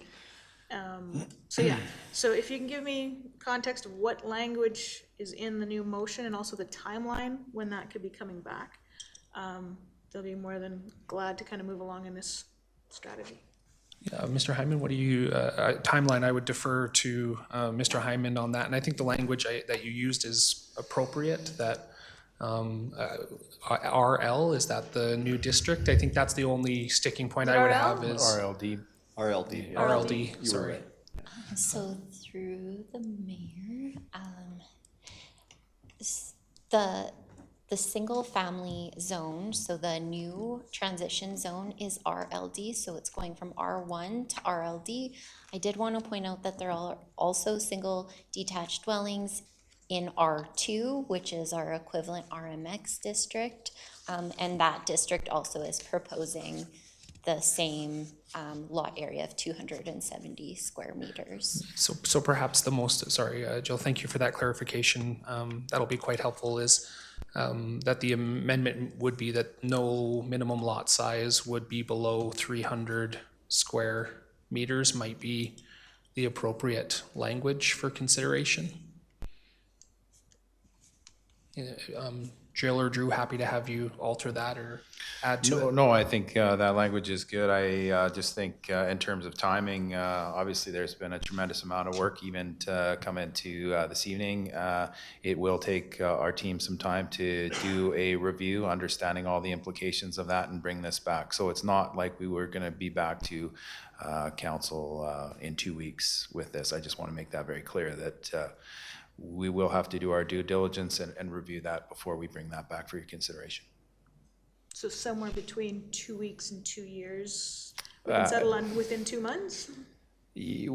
I think our team can look at this and probably bring it back within 2 months.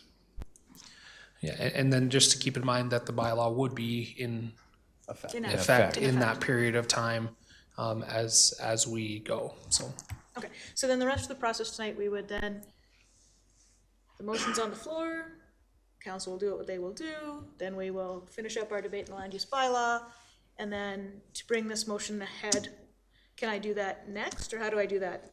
I think we can have a So motion arising. Yeah, if you wanted to withdraw the amendment, you would be within your rights to do that, and then just a separate additional motion after third reading of the bylaw was given would be the appropriate approach procedurally. Cool, no, I needed the procedural guideline. Okay, so I think we've talked it out, I'm kind of clear on where I want to go with this, so yes, I will withdraw my amendment. Okay, so amendment rescinded. Now back to the land use bylaw. So now we're on the second reading again. Yeah. Everybody's clear. Okay, Councillor Nagel, back to you. So I believe that our administration just touched on exactly what I'm concerned about, is I think council wants to believe we're just gonna pass this, we're gonna come back, propose an amendment, it's gonna be like, Control F, delete some text, add some text, and then reapprove it. And I don't think we're gonna be able to do that because all these pieces are interconnected. And that's why it's taken us so long to get here today, and retroactively changing it in a couple months is gonna be very difficult.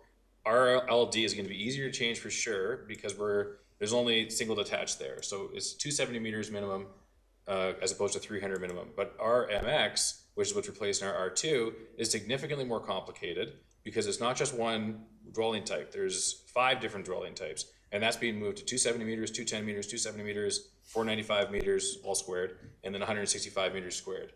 And I'm pretty certain that when Mr. Hyman and his team goes and looks into this in a week or whatever, they're like, oh, actually, these pieces are all fairly complicated. We're not going to be able to just go back and change everything. We need to roll out the whole team and start from scratch again.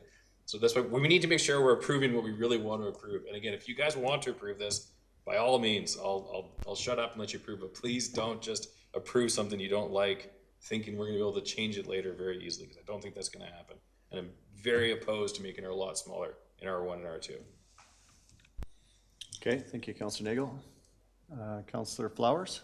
I'm just wondering, the ones that are waiting for approval now, are they waiting to go through and they'll go through with the smaller lots before we can get this worked out? So through the mayor to Councillor Flowers, the applications that are waiting approval are commercial in type, so they aren't residential. Thank you. Perhaps great point. now, Mayor, I don't see any other councillors' lights on at the moment. If I may, Mr. Derricott, do you want to provide your? I would be pleased to. Yes, thank you. I think the conversation has covered on a lot of really important pieces around this document, and I just want to share first of all that I unequivocally assess this bylaw to be a significant step of progress for our community and an overwhelming net benefit to council's expressed goals as part of this project as we go through them. And I think the mayor did a pretty good job of summarizing those, reducing red tape, aligning with existing town policies, environmental and otherwise, improving the user experience of the document, modernize regulations, et cetera, that this document absolutely delivers on what council has requested. And I use the term progress very purposefully, because I think in all things, the pursuit should be progress, not perfection. And as has been rightly identified here, with a document of this significance and this complexity and this significant impact it will have on our community, that there's not, I think to have 7 individuals see that exactly the same is not a realistic expectation.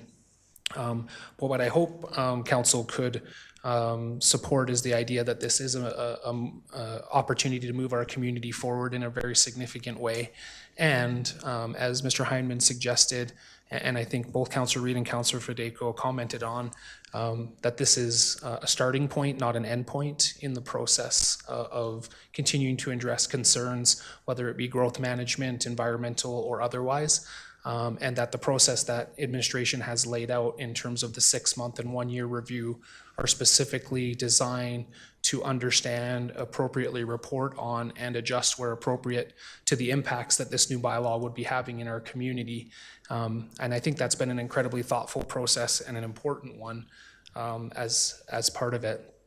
I also would respectfully push back a little bit on the idea of this being rushed at all. I think if we look at the timelines of this project, that to suggest that this process has been in any way rushed is a misnomer, to be frank, and does not characterize the work that's been done by administration over a number of years, including extensive public engagement, professional consultation, and otherwise.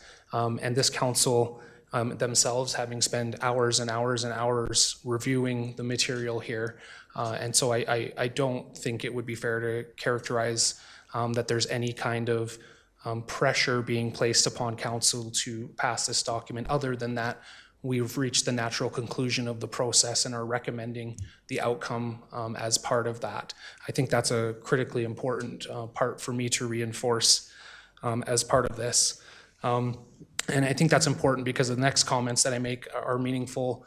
One of the things that's been really, really clear to me in my now just over a year with this organization is that there has at times been a level of frustration that council has expressed with getting their hands on some important pieces.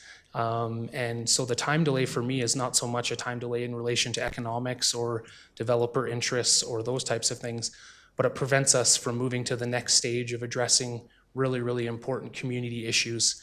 Jill and Joelle have lived and breathed this document for a long, long time. They're very talented, smart professionals.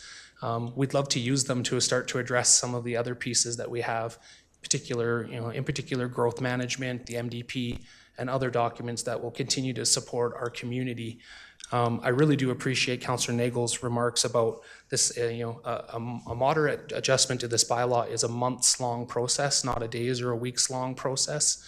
And so not only does it delay it in terms of its, I think, positive impact it will have on our community, but it requires then an extension of significant resources, taxpayer resources, to continue to work through this process.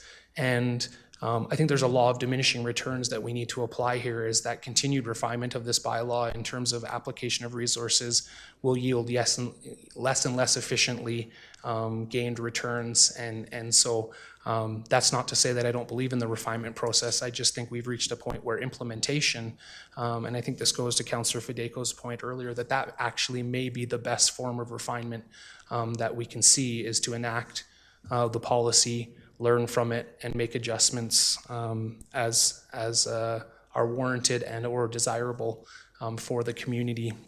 And so my professional opinion is that council should enact this bylaw and independent of an amendment to adjust the lot size, and allow that to be addressed in the due course of the review process that has been outlined with a 6-month and a 1-year review as part of that.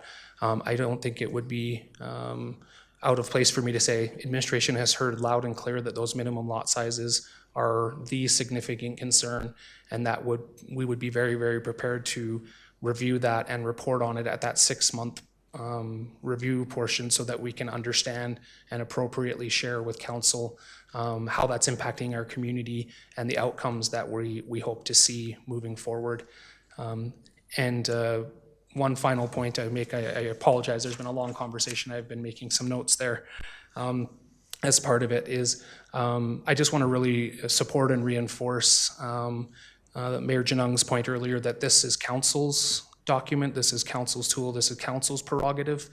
Administration has acted at the behest of council, in the guidance of council, and under the direction of council to do this, and we will continue to do that, whatever the outcome of the decisions tonight is. Administration will dutifully and diligently work as directed by council to support, the community objectives that council has.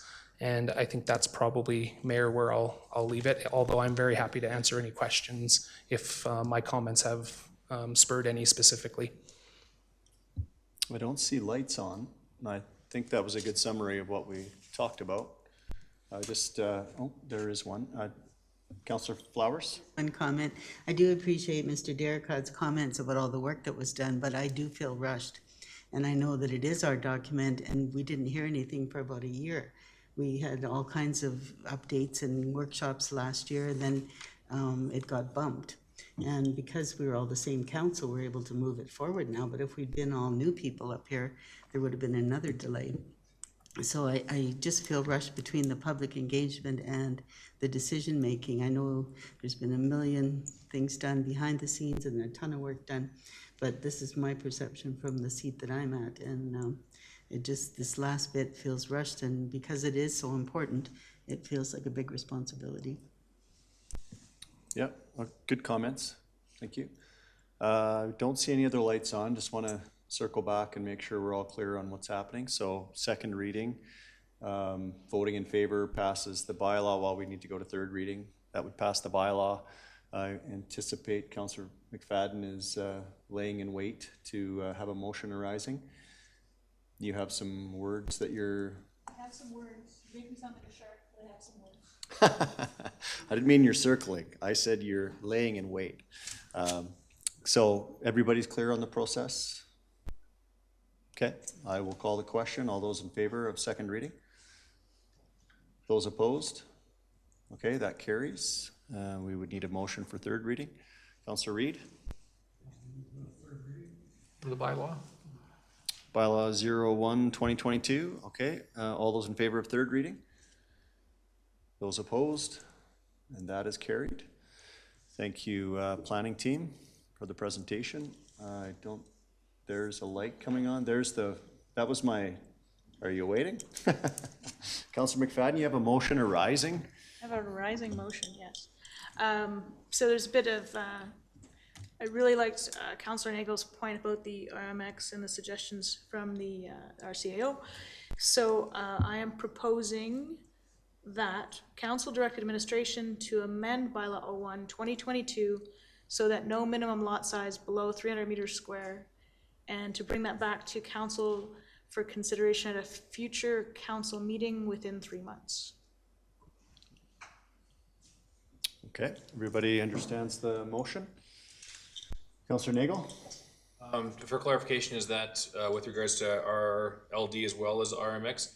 And I'm hoping that the spirit of the motion is to ensure that our previously approved R1 and R2 zones won't have their lots made smaller? Yeah, that's my intention. Okay, thank you for clarification. Okay, Councillor Reid? Yeah, I support the pretext of the motion. I just don't like the timelines. I don't think, if this is so important, why are we rushing it? I would ask that we just give it its due diligence. And the other thing is, just to be clear, personally, I don't want smaller lots. I don't understand the full implications, so I don't want anyone to leave this meeting thinking that I'm fully in favor of what might be this motion, what might be the outcome of this motion. I need to see that for myself, so I'm just concerned about the timelines. Okay, I don't see any other lights on. I'll speak to the motion. I appreciate the motion. I think it speaks to something that we all highlighted as something that we were kind of stuck on but didn't know how to proceed. We've found a way to pass the bylaw in its, mostly, well, it's intact as it is now, but we all expressed interest to further discuss the lot size. This motion gives us that opportunity. We can decide what we want to do with a little bit of feedback, well, a lot of feedback, I guess, and direction from our administration. Outside of all the rest of the bylaw, I think we've done a good job tonight in putting that's in place. Now we can zoom in right into the lot size, and I actually appreciate that we do have the safety net of the 6 months built into the process already. This is just fast forwarding the one issue that we're all wish to discuss further. So I support the motion. I think it's what good discussion brings out of debate, or how did I say that? That was terrible. It's what good decisions come out of good discussion and debate is what I was trying to say. So I appreciate the motion being put forward. Thank you, Councillor McFadden. Councillor Verdayko. So just to clarify, is it that we're waiting for administration to bring back information about the impacts, or is this just that we're not reducing the new zones to less than 300 meters squared? Just so that because I agree with Councillor Reid, like I don't know personally the impacts of me sitting here right now that I feel comfortable saying, absolutely, I'm in support of not lowering it at all. Like I would like to actually see what that information is, what all the impacts are. And again, I go back to my comment, is this a lot size issue or a actual residential design issue? And that I don't know, because you can have the same small lot and just place a different type of house on it. And then maybe it satisfies everybody's needs. So I don't know. I don't feel comfortable in saying that I'm totally content with just making it that's final, 300 meters squared, until they actually get that information back. So I'm just not sure what the wording is there. Well, so for clarity, the motion is to direct administration to do the work to bring back so that we can make the decision with all the information in front of us, whether we want to do that or not. Okay, I was just confused because it didn't sound like that when it was initially said. Maybe Councillor McFadden, over to you. It's your motion. Yeah, so here's my lens on it. Yeah, so the conversation is, it's been fairly diverse and sprawled in different directions, which is great. So what we've done is we've passed the land use bylaw, which has now moved it to the recommended smaller lot sizes for those areas in particular that we're concerned about. I have a concern about that. So my intent in putting this motion forward is that administration will come back and give us that informed context so that we can then decide, as you're saying, is the 300 square meter or nothing smaller than that what we're trying to achieve, and what are the impacts of that. So this is really where I wanted to go when I walked in here tonight, was to get some informed discussion on lot sizes and what we're trying to do. And I really appreciate the points that I heard tonight from my colleagues, and I'd written them down. Is it lots, like the lot sizes is important to me. I think it does different things, but also the bigger question we have as a community is how do we get back to some unique style of housing and keep that residential character? Because I spent just the last week doing a lot of walking through some of our newer neighborhoods, and they're nice, but they're huge towns that all look the same. And how can we in our planning change that? So I'm on board I think that's what I heard where you were coming from. So how do we keep that unique residential character? But I think that's an MDP question, which is our next labor of love. And then the other priority for me moving ahead is that a mix of housing is a major part of our affordability strategy. And so with the large lot designation we've got going on in this mix, that's one of my priorities, is to make sure we are really finding a way to encourage that mix of housing. I don't want to see whole communities that are all R1 and then a massive apartment building at the end. Like, I'd like to see it integrated. And then I really appreciate Patrick's points about, we need to start analyzing these developments from the financial impact and the sustainability of, density versus sprawl. And way back when I was taking those planning courses, density is the most affordable way to develop, because you've got more people contributing to the existing infrastructure, and sprawl by its nature is, becomes very unsustainable, and different parts of the community usually end up subsidizing it. But all big policy conversations that I'm really glad that we're wanting to have as a council, and I think most of these will fall into the MDP discussions, but I'm glad they got raised. So yeah, thank you. But yeah, the point of all this though is I do feel this motion allows us to have an informed discussion about how lot sizes impact. Okay. Councillor Wilson. I'm glad I weighed in right there. I had many of the similar thoughts that Councillor McFadden was just expressing, which is that even though my enthusiasm on the measures we're taking are somewhat tepid, because I'm not sure they're achieving our outcomes, my goal is the goal that I believe is shared around the entire table, which is how do we achieve the outcome of keeping Cochrane a unique community, a community that retains its small town feel, its values, its charm, and that's my enthusiasm is full in that subject. So the good news here is, at least as we circle around these things, I think our goal is the same. How we get there is what we're really talking about right now, and I'm enthusiastic about that, and we'll back this motion because I hope we're achieving that with our means, because we agree on the ends anyway. Okay. I don't see anyone else wishing to speak. You're circling again? Yes, I apologize. Our highly trained, informed, educated, and politically astute administration are advising me via last-minute emails. And so perhaps an amendment, I just have to read this. So this is what is being suggested. That Council directed Min to bring back a report detailing the impact of Bylaw 01/2022 so that no minimum lot size is below 300 meter squares, and bring back to Council for consideration to a Council meeting within 3 months. Which, if you're more, I thought we'd landed on there with the previous one. What was your previous motion? I don't understand the change. I think we're very satisfied that we understand the intent, that I don't think wordsmithing at this point is going to produce a lot of value, is my personal advice on this. Yeah, Okay, so and we're recorded, so we can go back and watch we it can if go we back. want to. Okay, so I'll stick to the initial motion, which was essentially that Council direct administration to bring, I'm losing track of it. Jaylene messed me up.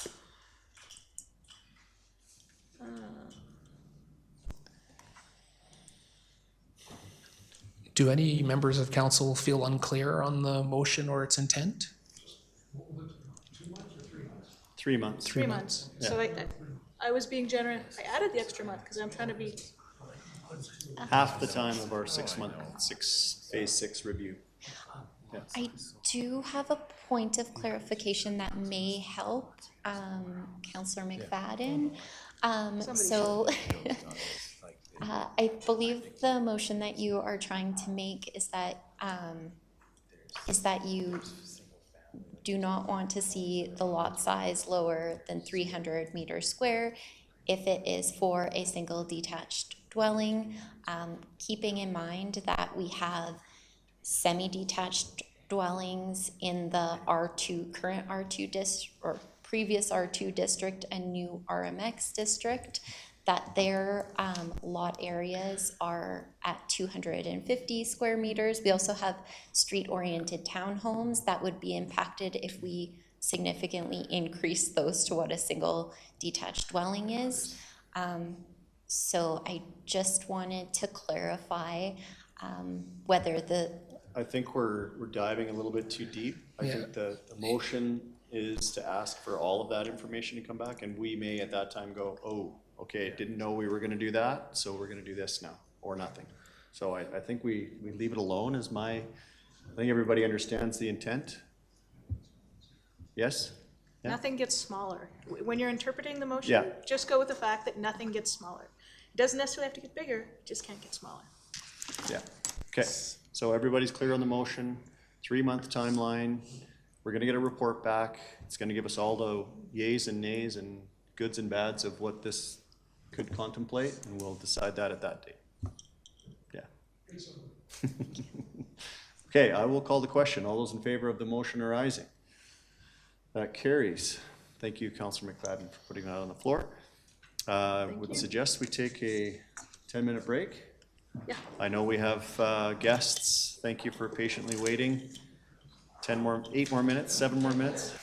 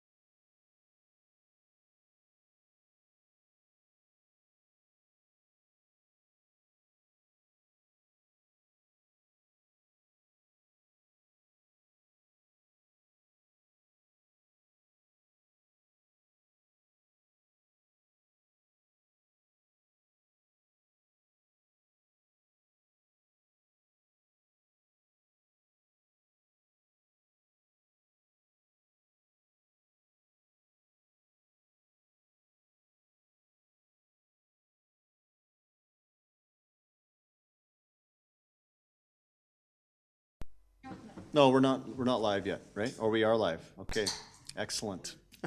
Good to know. Okay, we'll call the meeting back to order and we will move on in our agenda to business. And at the podium is our FCSS Advisory Board Chair, and United Way. Thank you, Ms. Krawick. Please take it away before I butcher the title any further. Welcome is what I'm trying to say. Good evening.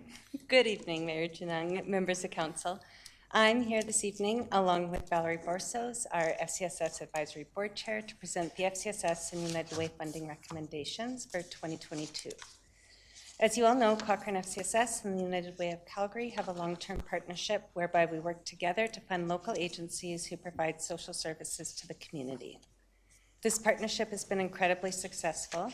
It simplifies the application reporting process and increases efficiencies by having our FCSS Advisory Board delegated the authority to make funding recommendations on behalf of both parties.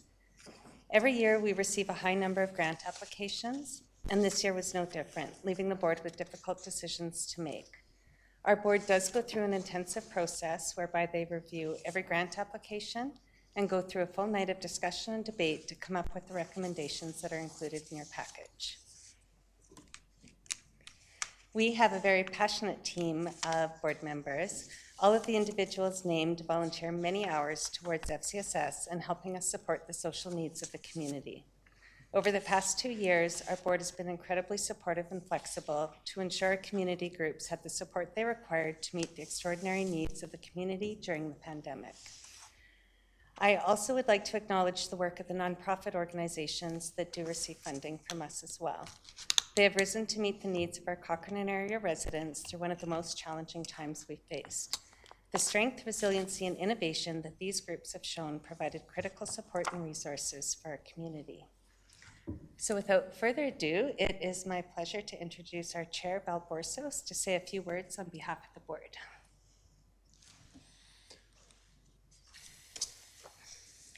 Good evening, Mayor and Council. Thank you for hearing our presentation tonight. We will be brief.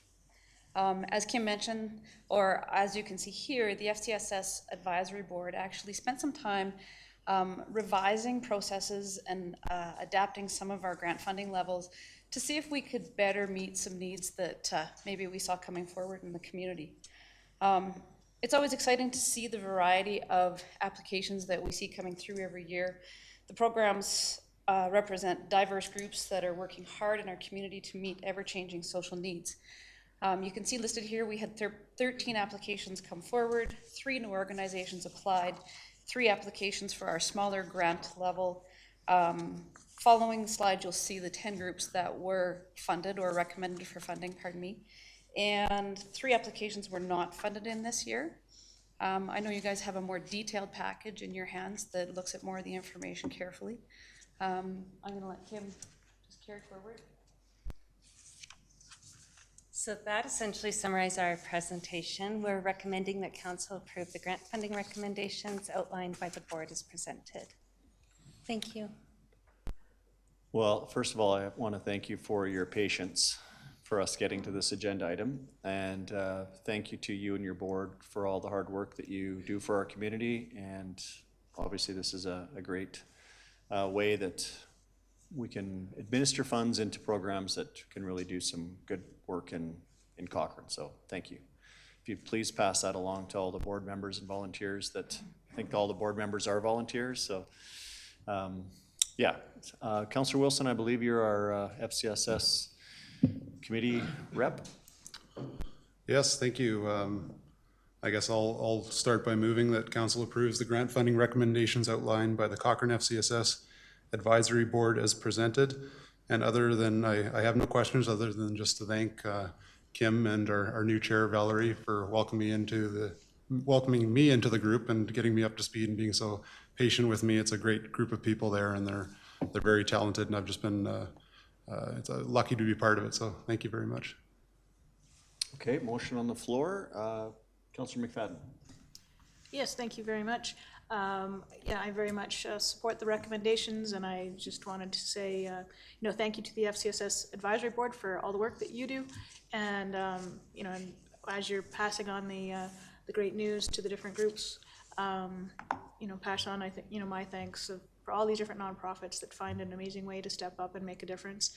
And, as much as through this partnership, they're able to, acquire some thousands of dollars to make a difference, the work that they do goes so much beyond just the funding that they do, and really appreciate how much these different nonprofit groups bring to our community in meeting the needs and wants. And I really appreciate and value everybody involved. So thank you, you two ladies, and please pass that on to everyone else involved. So thank you.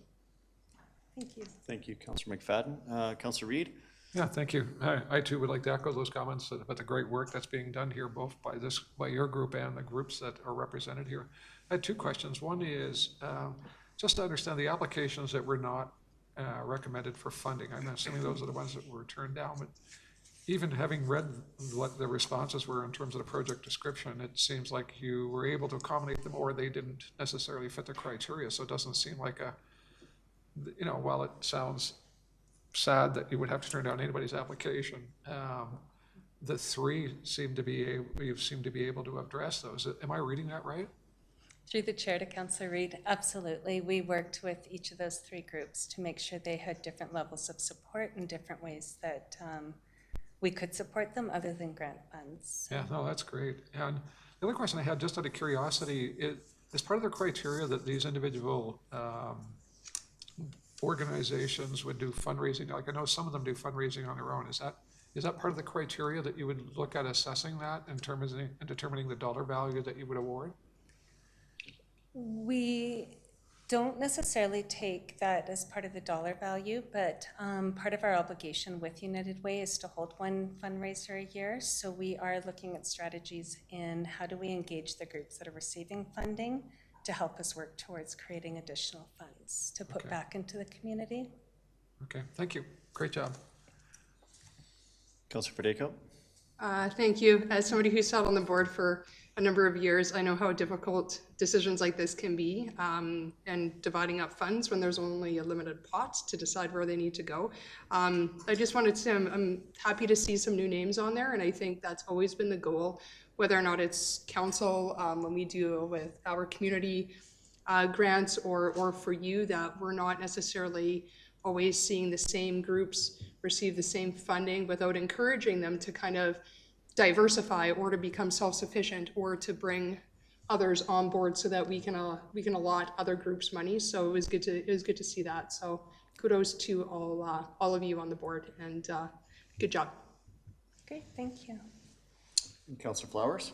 Thank you. I just wanted to add that it's great to see these groups going strong after the pandemic has put so much strain on them and all the work that they do. So it looks like they're vibrant and doing well, and I'm sure it's partly due to all the support that you guys are giving them.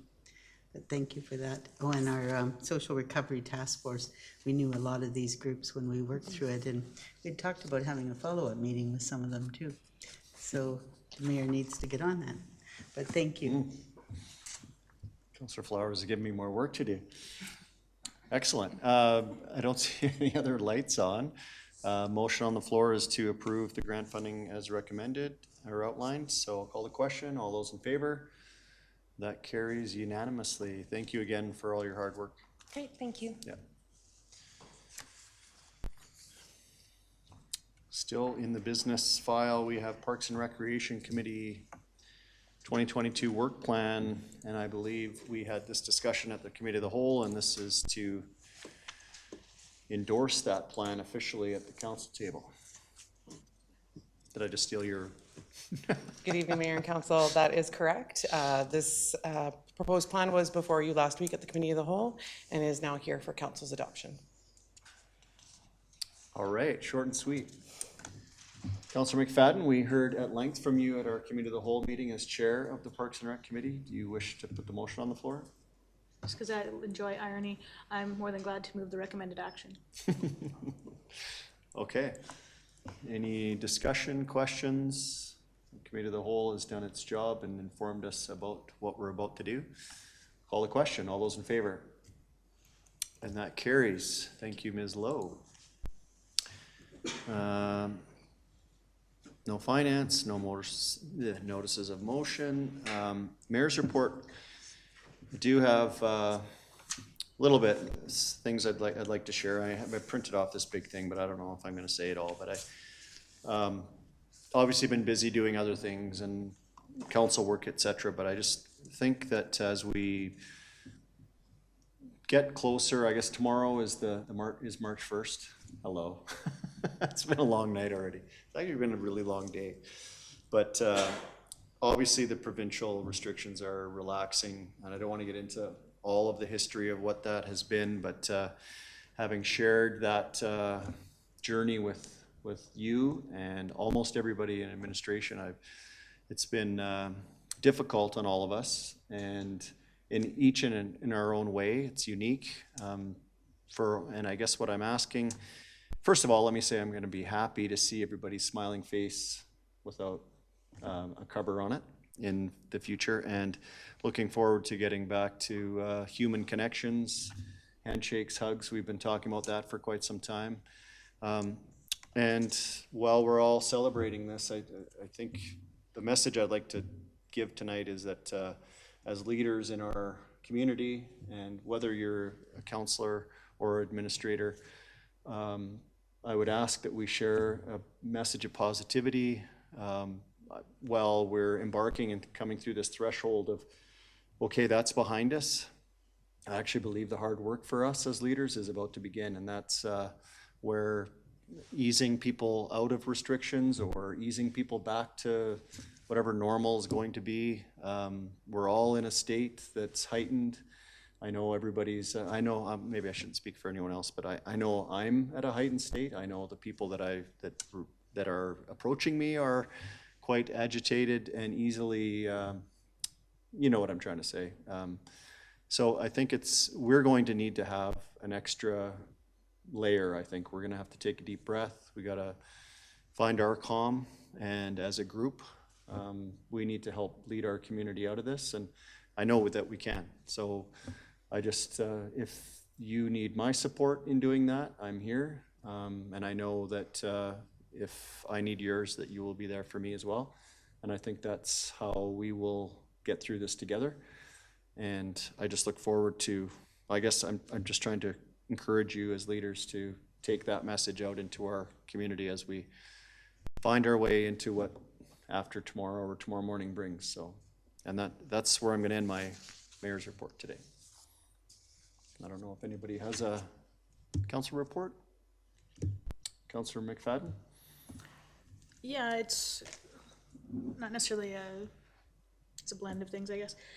Yeah, so it's great that we're into this, March 1st, and we're seeing a lot of the restrictions come down, and I hope that it's kind of the first day in kind of healing some of the divisions that we've had as a community, and to to get back to interacting with people. So I'm really hoping that tomorrow is a very first positive step, and we stay on that. So yeah, thank you for sharing those words of encouragement and asking us to kind of like lead with positive examples of how we take that next step. I do have a request. I mean, the provincial budget was overall good news. Rising oil and gas prices are, rising waters float all boats, I guess. But it would be great to understand the impacts of that on the municipal scene overall, and in particular Cochrane. And then speaking to, of course, the Ukrainian crisis, I mean, that certainly highlights the importance of protecting democracy, and just in my life, I thought COVID was going to be kind of the defining item of the decade, if not my generation. But now the Ukrainian crisis really is that, and how do we highlight and preserve our democracy? And I think local government leaders, we don't really have a place in the Ukrainian context, but to demonstrate how important governance and democracy is, and to continue to promote the value in that, and be positive leaders, and showcase and protect democracy, and not fall into the temptation of maybe sometimes undercutting it.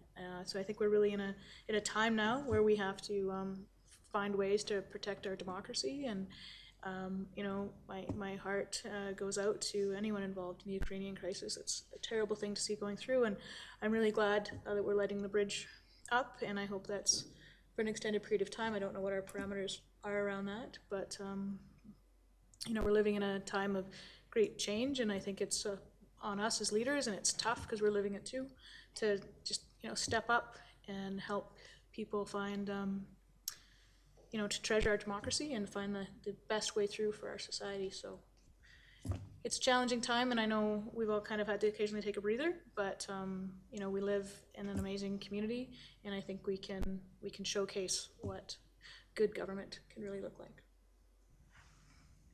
Absolutely. To your point on the budget, I did make some notes. I know administration obviously probably, I know they know a lot about it and how it affects Cochrane, but I'm happy to send an update with some of the highlights that I know so far. I haven't been able to get to that without some administrative support, I would acknowledge, so that's coming. Yep. Not that I don't have any, I guess, it's just, you know, Thank you, Mayor. Happy to add a few thoughts, and not to diminish from the, I think, important comments that were just made. But the bridge lighting is intended at this point to be indefinite, so we have not set an end period. That'll be determined at some future date. And then on the provincial budget, I will say that we typically appreciate in the very near aftermath of the provincial budget, the Alberta Municipalities, formerly AUMA, will typically send out some really, really good information. So keep your eyes open for that coming as well. So both an internal update as well as some external resources should add some context to the provincial budget, although the characterization of it as generally good news, I think, is how I would view it. okay, thank you for that. Councillor Federico?